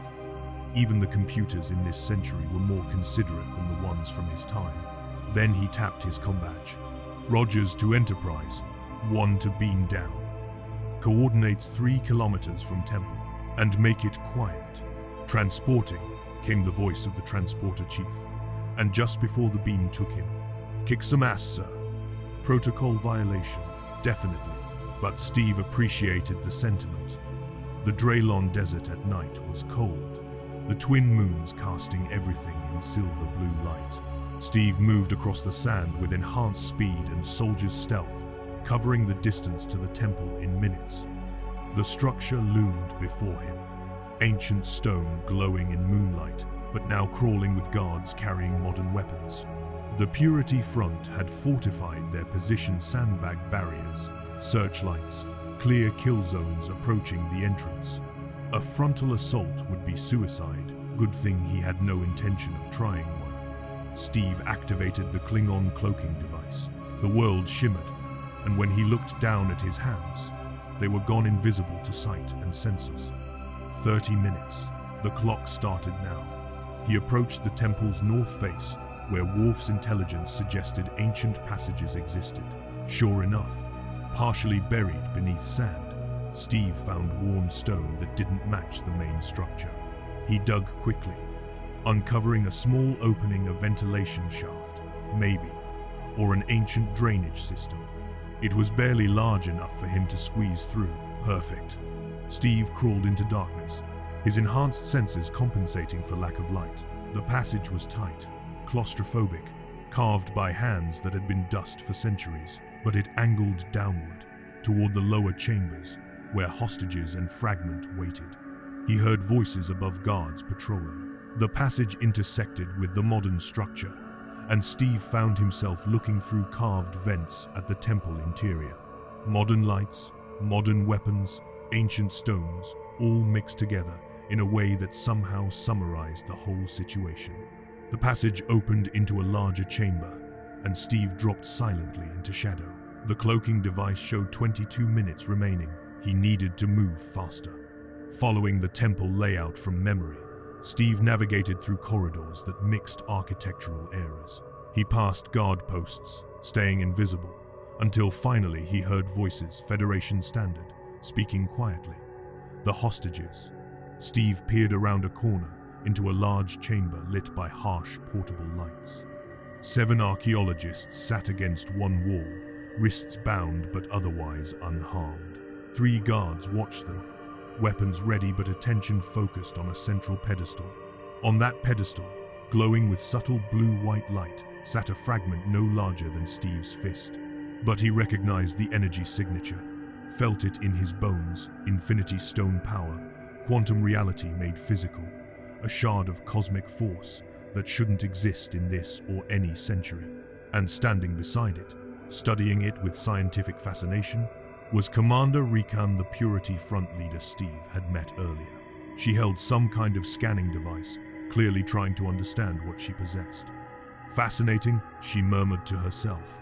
The energy readings are impossible according to our physics. It's as if reality itself is concentrated here. If we could understand this, replicate it. She looked at the hostages. Your Federation possesses wonders like this, and you keep them from us. From all developing worlds. One of the hostages, an older human woman with grey hair, spoke up with remarkable courage. We don't possess that technology. It's dangerous, unstable. That's why we need to remove it before someone gets hurt. Hurt? Rikan laughed without humor. Your Federation could hurt my entire world with a single ship. This, she gestured at the fragment. This might let us defend ourselves, protect our culture, stay free while you reach the stars. Steve's cloaking device showed 15 minutes. He needed to act, but 3 armed guards, 7 hostages, and a fanatic with her hand near cosmic power, one wrong move and people died. Then, Rikan's communicator crackled. Commander, sensors detect a Romulan transport beam. They're sending someone down. Sailor. Of course, she wouldn't wait. She'd given Steve intelligence and equipment, then hedged her bets by sending her own team. Classic intelligence officer move, help both sides and see who came out ahead. All guards to the main entrance. Rikan commanded. If the Romulans want war, we'll give them war. She looked at the fragment. But first, we secure this. She reached for the fragment. I wouldn't do that, Steve said, deactivating the cloaking device as he stepped into the light, shield raised. Trust me, touching Infinity Stone energy directly is a bad idea. Every weapon in the room swung toward him. The hostages gasped. Rikan froze, her hand inches from the fragment. Captain Rogers, she said, recognition and calculation warring in her expression. The Federation warrior who spoke in the square. I should have known you wouldn't stay away. You've got Romulans incoming and a fragment of cosmic power you don't understand, Steve said calmly. I'm here to help you not get killed by either one. So how about we all take a breath and think this through? How did you get in? One of the guards demanded. Very carefully, Steve said. And I can get you out the same way. You, the hostages, even the fragment if you insist. But we need to move now, before Seller's team gets here and this becomes a 3-way fight none of us will walk away from. Rikan studied him with intelligent eyes. You're not Starfleet. You don't follow their prime directive. You're operating alone. I'm operating with purpose, Steve corrected. Those archaeologists have families. You have principles you're trying to protect. And that fragment, he gestured carefully at the glowing shard. That's dangerous in ways you can't imagine. I've seen what Infinity Stone energy does. I've fought wars over it. Trust me when I say nobody should have it. Then why should we trust you to take it? Because I don't want it for power, Steve said simply. I want it gone, destroyed, contained, whatever prevents it from hurting people. You want to protect your culture. This thing will destroy it. The moment you try to use it, every major power in the sector will come for you. The Federation, the Romulans, the Klingons, everyone. Is that really the future you want for Dralon? Rikan's hand lowered fractionally. You make it sound reasonable, but the moment we surrender this, we lose our leverage. The Federation will leave, the Romulans will move on, and we'll be back where we started, helpless, watched, waiting for you to decide we're ready for contact. No, Steve said firmly. You'll be a sovereign world making its own choices, developing naturally, earning your place among the stars through your own achievements. Not as someone who stole their way to power, but as a civilization that stood tall on its own merits. That's worth something. That's worth everything. An explosion rocked the Temple Romulan team, breaching the main entrance. Shouts, weapons, fire, the chaos of combat erupting above them. Out of time, Steve said. Decision now, Commander. Trust me, or fight everyone. Recon looked at her guards, at the hostages, at the fragment glowing with terrible promise. Then, with the courage of someone choosing principle over power, she stepped back. Get them out, she said quietly. The archaeologists. Get them to safety. And you? We'll face the Romulans. Buy you time. It's what warriors do. She smiled sadly. Perhaps in another life, Captain Rogers, we could have been allies. In this life too, Steve said. If you choose it, come with us. Your people need leaders brave enough to choose the hard right over the easy wrong. But Recon was already moving toward the chamber entrance, her guards following.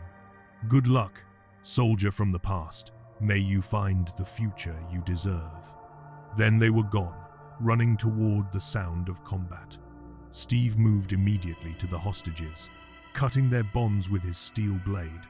Everyone up, we're leaving, now. The fragment, one of them started. I'll handle it. Steve approached the pedestal carefully, remembering too well what Infinity Stone energy had cost him and his friends. The fragment pulsed with quantum power, reality warping subtly around it. He wrapped it in the cloth from his infiltration gear, layers of insulating material that wouldn't stop the energy but might contain it temporarily. Then, very carefully, he lifted it. The weight was normal, but he felt the power beneath angry, ancient, wrong in this time and place. Follow me. Stay close. Stay quiet. They ran through passages Steve had memorized, the sounds of battle fading behind them. He led them through ancient corridors, back toward the ventilation shaft, while fighting raged above Romulans against Purity Front, chaos that might buy them the minutes they needed. They emerged into desert night, 7 archaeologists and 1 super soldier carrying cosmic power that shouldn't exist, running across sand while twin moons watched from alien skies. Rogers to Enterprise, Steve said, tapping his comm badge. 8 for emergency transport. Beam us up now. Golden light enveloped them, and the last thing Steve saw of Dralon II was the temple in the distance. Phaser fire lighting its ancient stones like lightning, and he wondered if Commander Recon would survive the night she'd chosen honor over power. Then they were on the Enterprise, surrounded by medical teams and security, and Picard was there with barely concealed relief in his eyes. Captain Rogers, he said formally, welcome back. I trust your independent activities were successful? 7 hostages safe, Steve reported, handing the wrapped fragment to Data, who accepted it with android caution. 1 Infinity Stone fragment secured, and a Romulan team fighting the Purity Front in the temple as we speak. How convenient, Picard said neutrally. Commander Sailor will be quite displeased that her team found only conflict instead of cosmic power. I suspect she'll withdraw shortly. Captain Picard, Data interjected, his tricorder scanning the fragment with increasing alarm. This energy signature is destabilizing. The fragment is attempting to reintegrate with its source, or perhaps to tear open the quantum barrier that brought Captain Rogers here. Either way, it represents a significant threat to local space-time, if not properly contained. How significant? Potentially sector-threatening, sir. I would recommend immediate transport to Starfleet Science for specialized containment. Or, Steve said quietly, we could end this permanently. Captain, permission to use your weapons systems? Picard understood immediately. You want to destroy it. Infinity Stones can be destroyed. I've seen it done, but it requires enormous energy applied precisely. Could your phasers do it? Data calculated rapidly. A sustained maximum power beam focused through our deflector dish, combined with a photon torpedo detonation at point-blank range. Yes, it should provide sufficient energy to disrupt the quantum matrix. However, the explosion would be considerable. Then we do it in open space, Picard decided. Mr. Data, prepare the fragment for ejection. Mr. Worf, configure weapons for simultaneous firing. Let's end this threat permanently. 15 minutes later, the Enterprise hung in space while a small containment pod drifted before it, the fragment glowing inside. All hands, Picard announced shipwide, brace for weapons discharge. Firing, Worf reported. Orange phaser beams lanced out, converging on the tiny pod. For a moment, nothing happened. Then reality itself seemed to scream a soundless shriek of quantum force being torn apart. The fragment exploded in a cascade of blue-white light that washed over Enterprise's shields, making them flare with overload warnings. When the light faded, nothing remained. No fragment, no energy signature, just empty space and the faint residual radiation that would disperse within hours. Confirmed, data reported. The fragment has been completely destabilized. The quantum matrix has dissipated into background radiation. No trace of Infinity Stone energy remains. Steve felt something release in his chest, a tension he hadn't realized he'd been carrying. One more piece of his past, gone, destroyed to protect a future he was still learning to understand. Captain Rogers, Picard said formally, please join me in my ready room. The ready room was quiet after the chaos of the last few hours.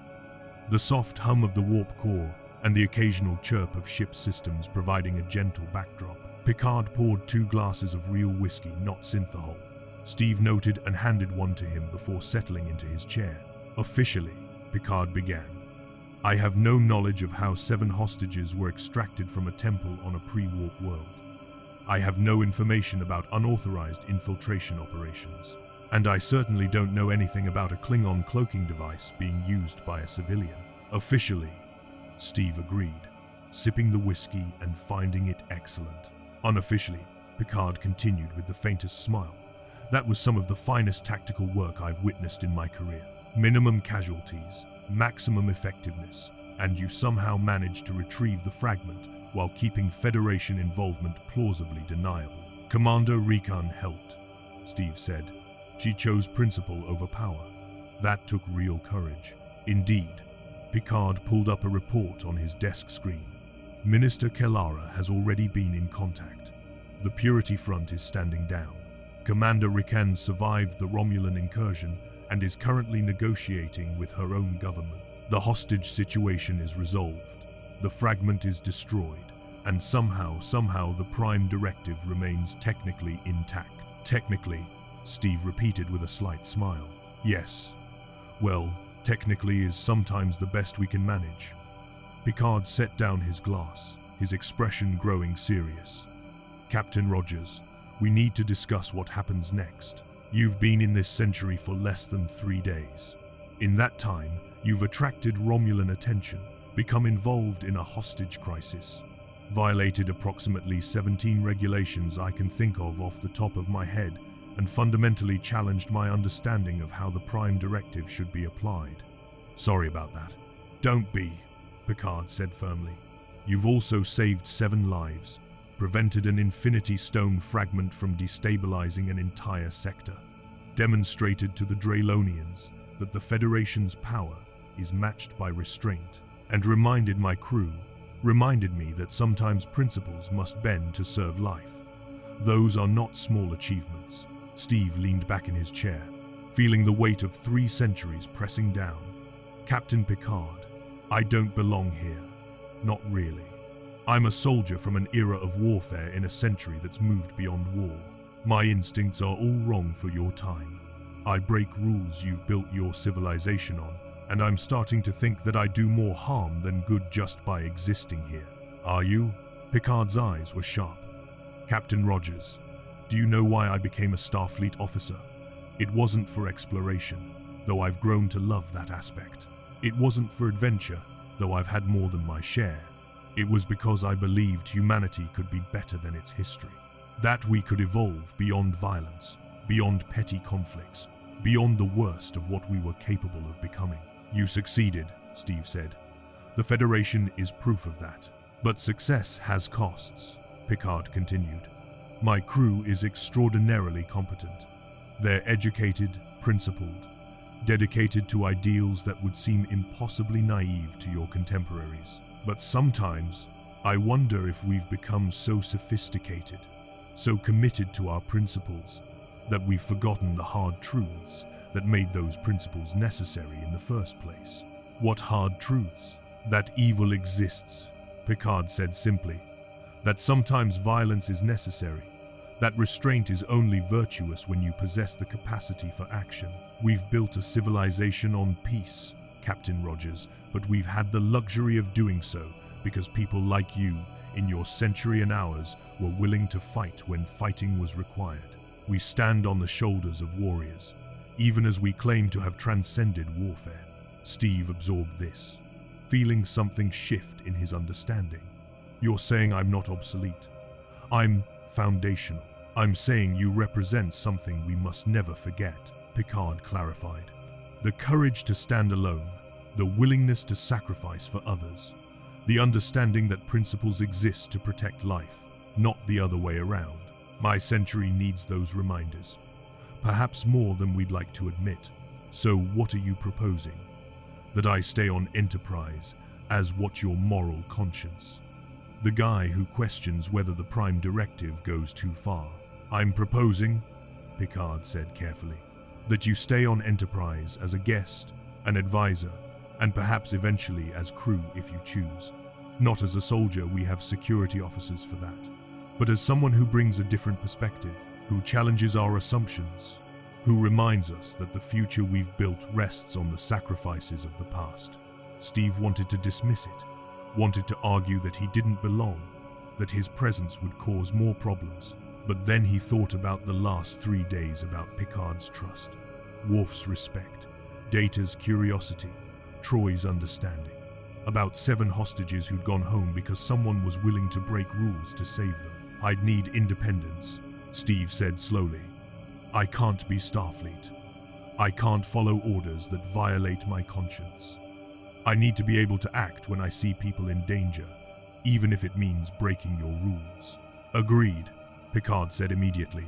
You'll have civilian status with special advisory privileges, not subject to Starfleet regulations, but expected to respect the chain of command and work cooperatively with my crew. When we face situations where the Prime Directive and immediate humanitarian needs conflict, I'll want your perspective. And if you choose to act independently, as you did on Dralon II, I'll neither authorize nor prevent such actions. That's a massive gray area. Yes, Picard agreed with a slight smile. But I suspect that gray area is where some of the most important work gets done. The Federation needs its principles, Captain Rogers, but it also needs people who understand when those principles become obstacles to the values they're meant to protect. Steve stood, moving to the viewport, where stars streaked past at warp speed, humanity's enlightened future made visible. I fought my whole life, Captain Picard. World War II, the 21st century, against Thanos and extinction. I'm tired of fighting, but I'm more tired of watching people suffer because good people won't act. Then perhaps, Picard said, joining him at the viewport, you've found the right place. A century that's mostly moved beyond war, but still needs warriors who understand when peace isn't enough. We may not give you the constant combat you're used to, but I promise you won't be bored. What about the Romulans? Sailor's going to be furious that I destroyed the fragment instead of giving it to her. She'll adapt, Picard said with satisfaction. And perhaps she'll think twice before trying to manipulate you again, though I suspect she'll remain interested. You've become a factor in regional politics, Captain Rogers. For better or worse, the major powers are aware of you now. Great, Steve said dryly. Just what I needed. Intergalactic fame. Picard laughed, a genuine sound of warmth. Welcome to the 24th century, Captain America, where even retired heroes find themselves pulled back into service. Though I suspect retired was never really in your vocabulary. Not really, Steve admitted, then extending his hand. All right, Captain Picard, I'll stay. I'll advise, challenge, and occasionally break your rules to save lives. But I'll try to do it with respect for what you've built here. Picard shook his hand firmly. That's all I ask. And Captain Rogers, thank you for the hostages, for the fragment, for reminding us what courage looks like when stripped of centuries of philosophical sophistication. The Federation is better for your presence, especially when you make us uncomfortable. 3 days later, Steve stood in 10 Forward, the Enterprise's civilian lounge, nursing a drink that Guinan had assured him was perfectly suited to a man displaced in time. The dark-skinned woman with the elaborate hat had a way of seeing through people that reminded him uncomfortably of ancient beings and cosmic forces, but her wisdom felt earned rather than imposed. "You're thinking about going home," Guinan observed, refilling his glass without being asked.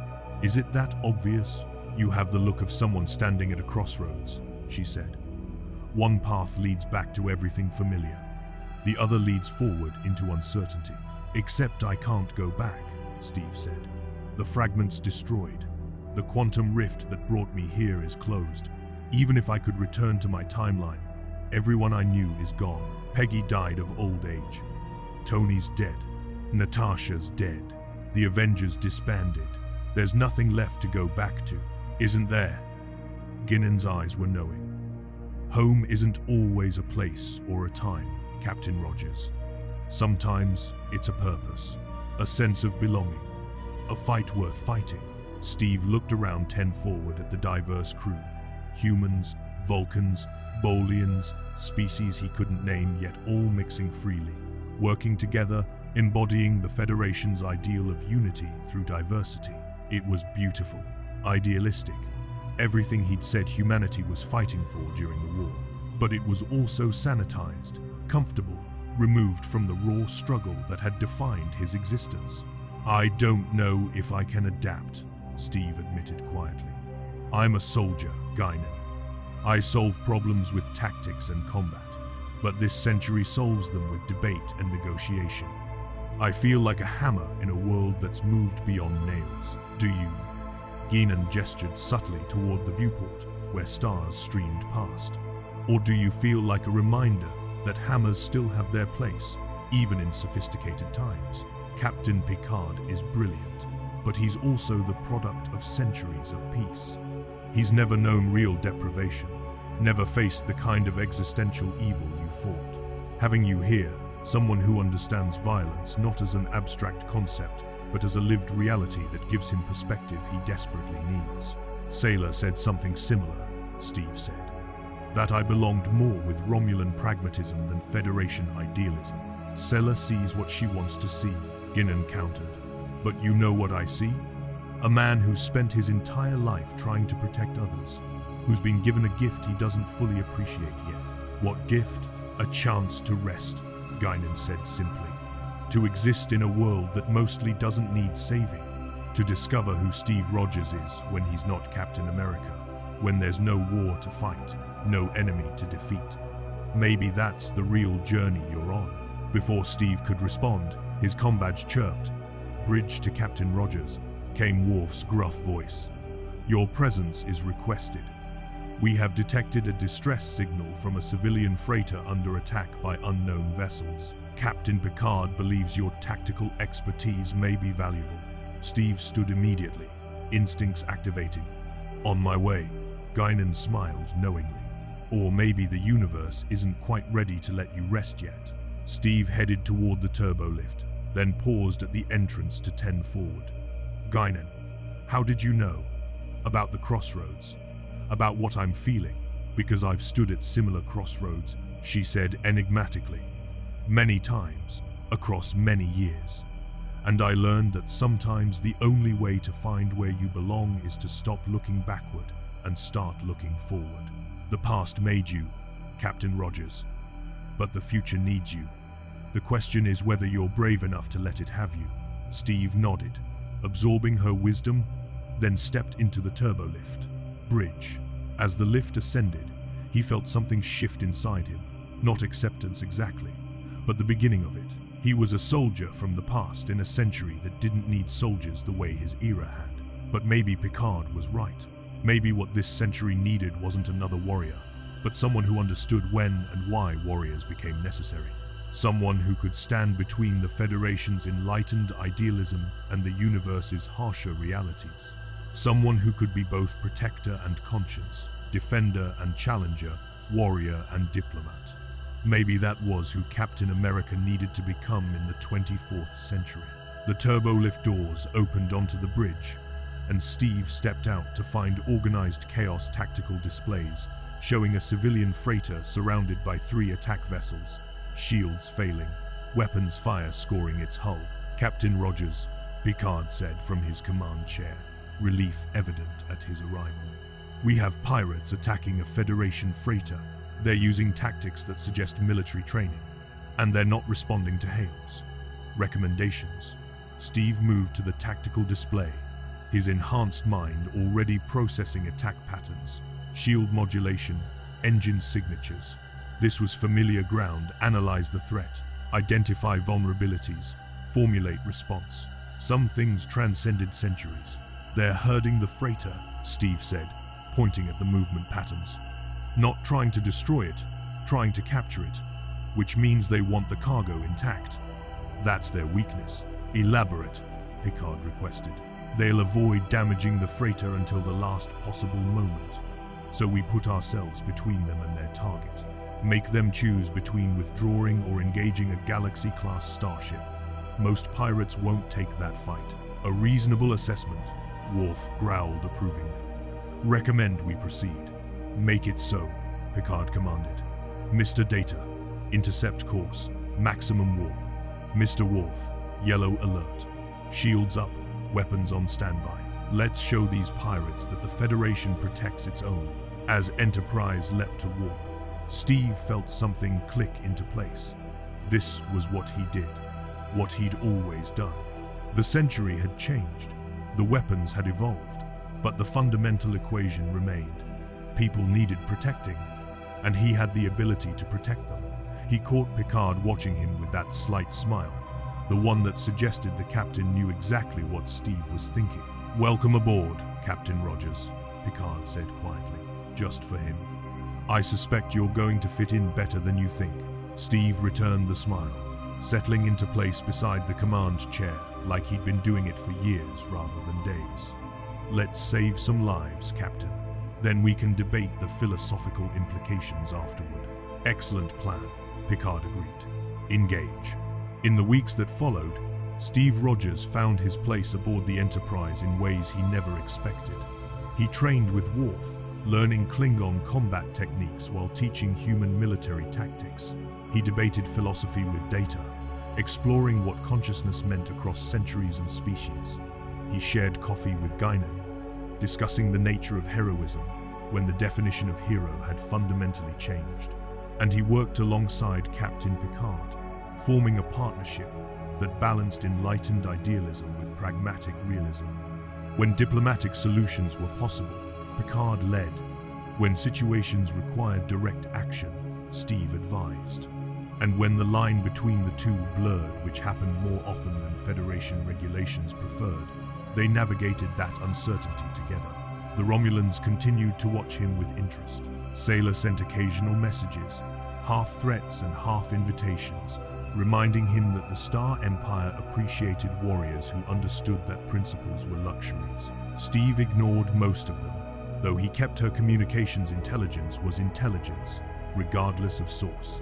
The Dralonians achieved warp capability 6 months after the hostage crisis, making first contact with the Federation on their own terms. Commander Rikan led their delegation, and when she met Steve again, she thanked him for showing her people that strength could exist alongside restraint. Minister Kellara became their first Federation ambassador, building bridges between cultures while preserving Dralon sovereignty. And Steve learned slowly, painfully, but genuinely, that this century's sophistication wasn't weakness, it was evolution. Humanity hadn't forgotten how to fight. They'd simply learned when not to. The difference between his era and theirs wasn't courage or principle, but the luxury of choice. His generation fought because they had to. This generation chose peace because they could.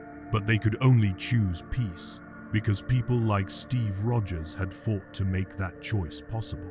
That, Steve realized, was the real legacy of Captain America. Not the battles won or enemies defeated, but the world that came after the enlightened future built on the foundation of past sacrifices. He wasn't obsolete. He was fulfilled.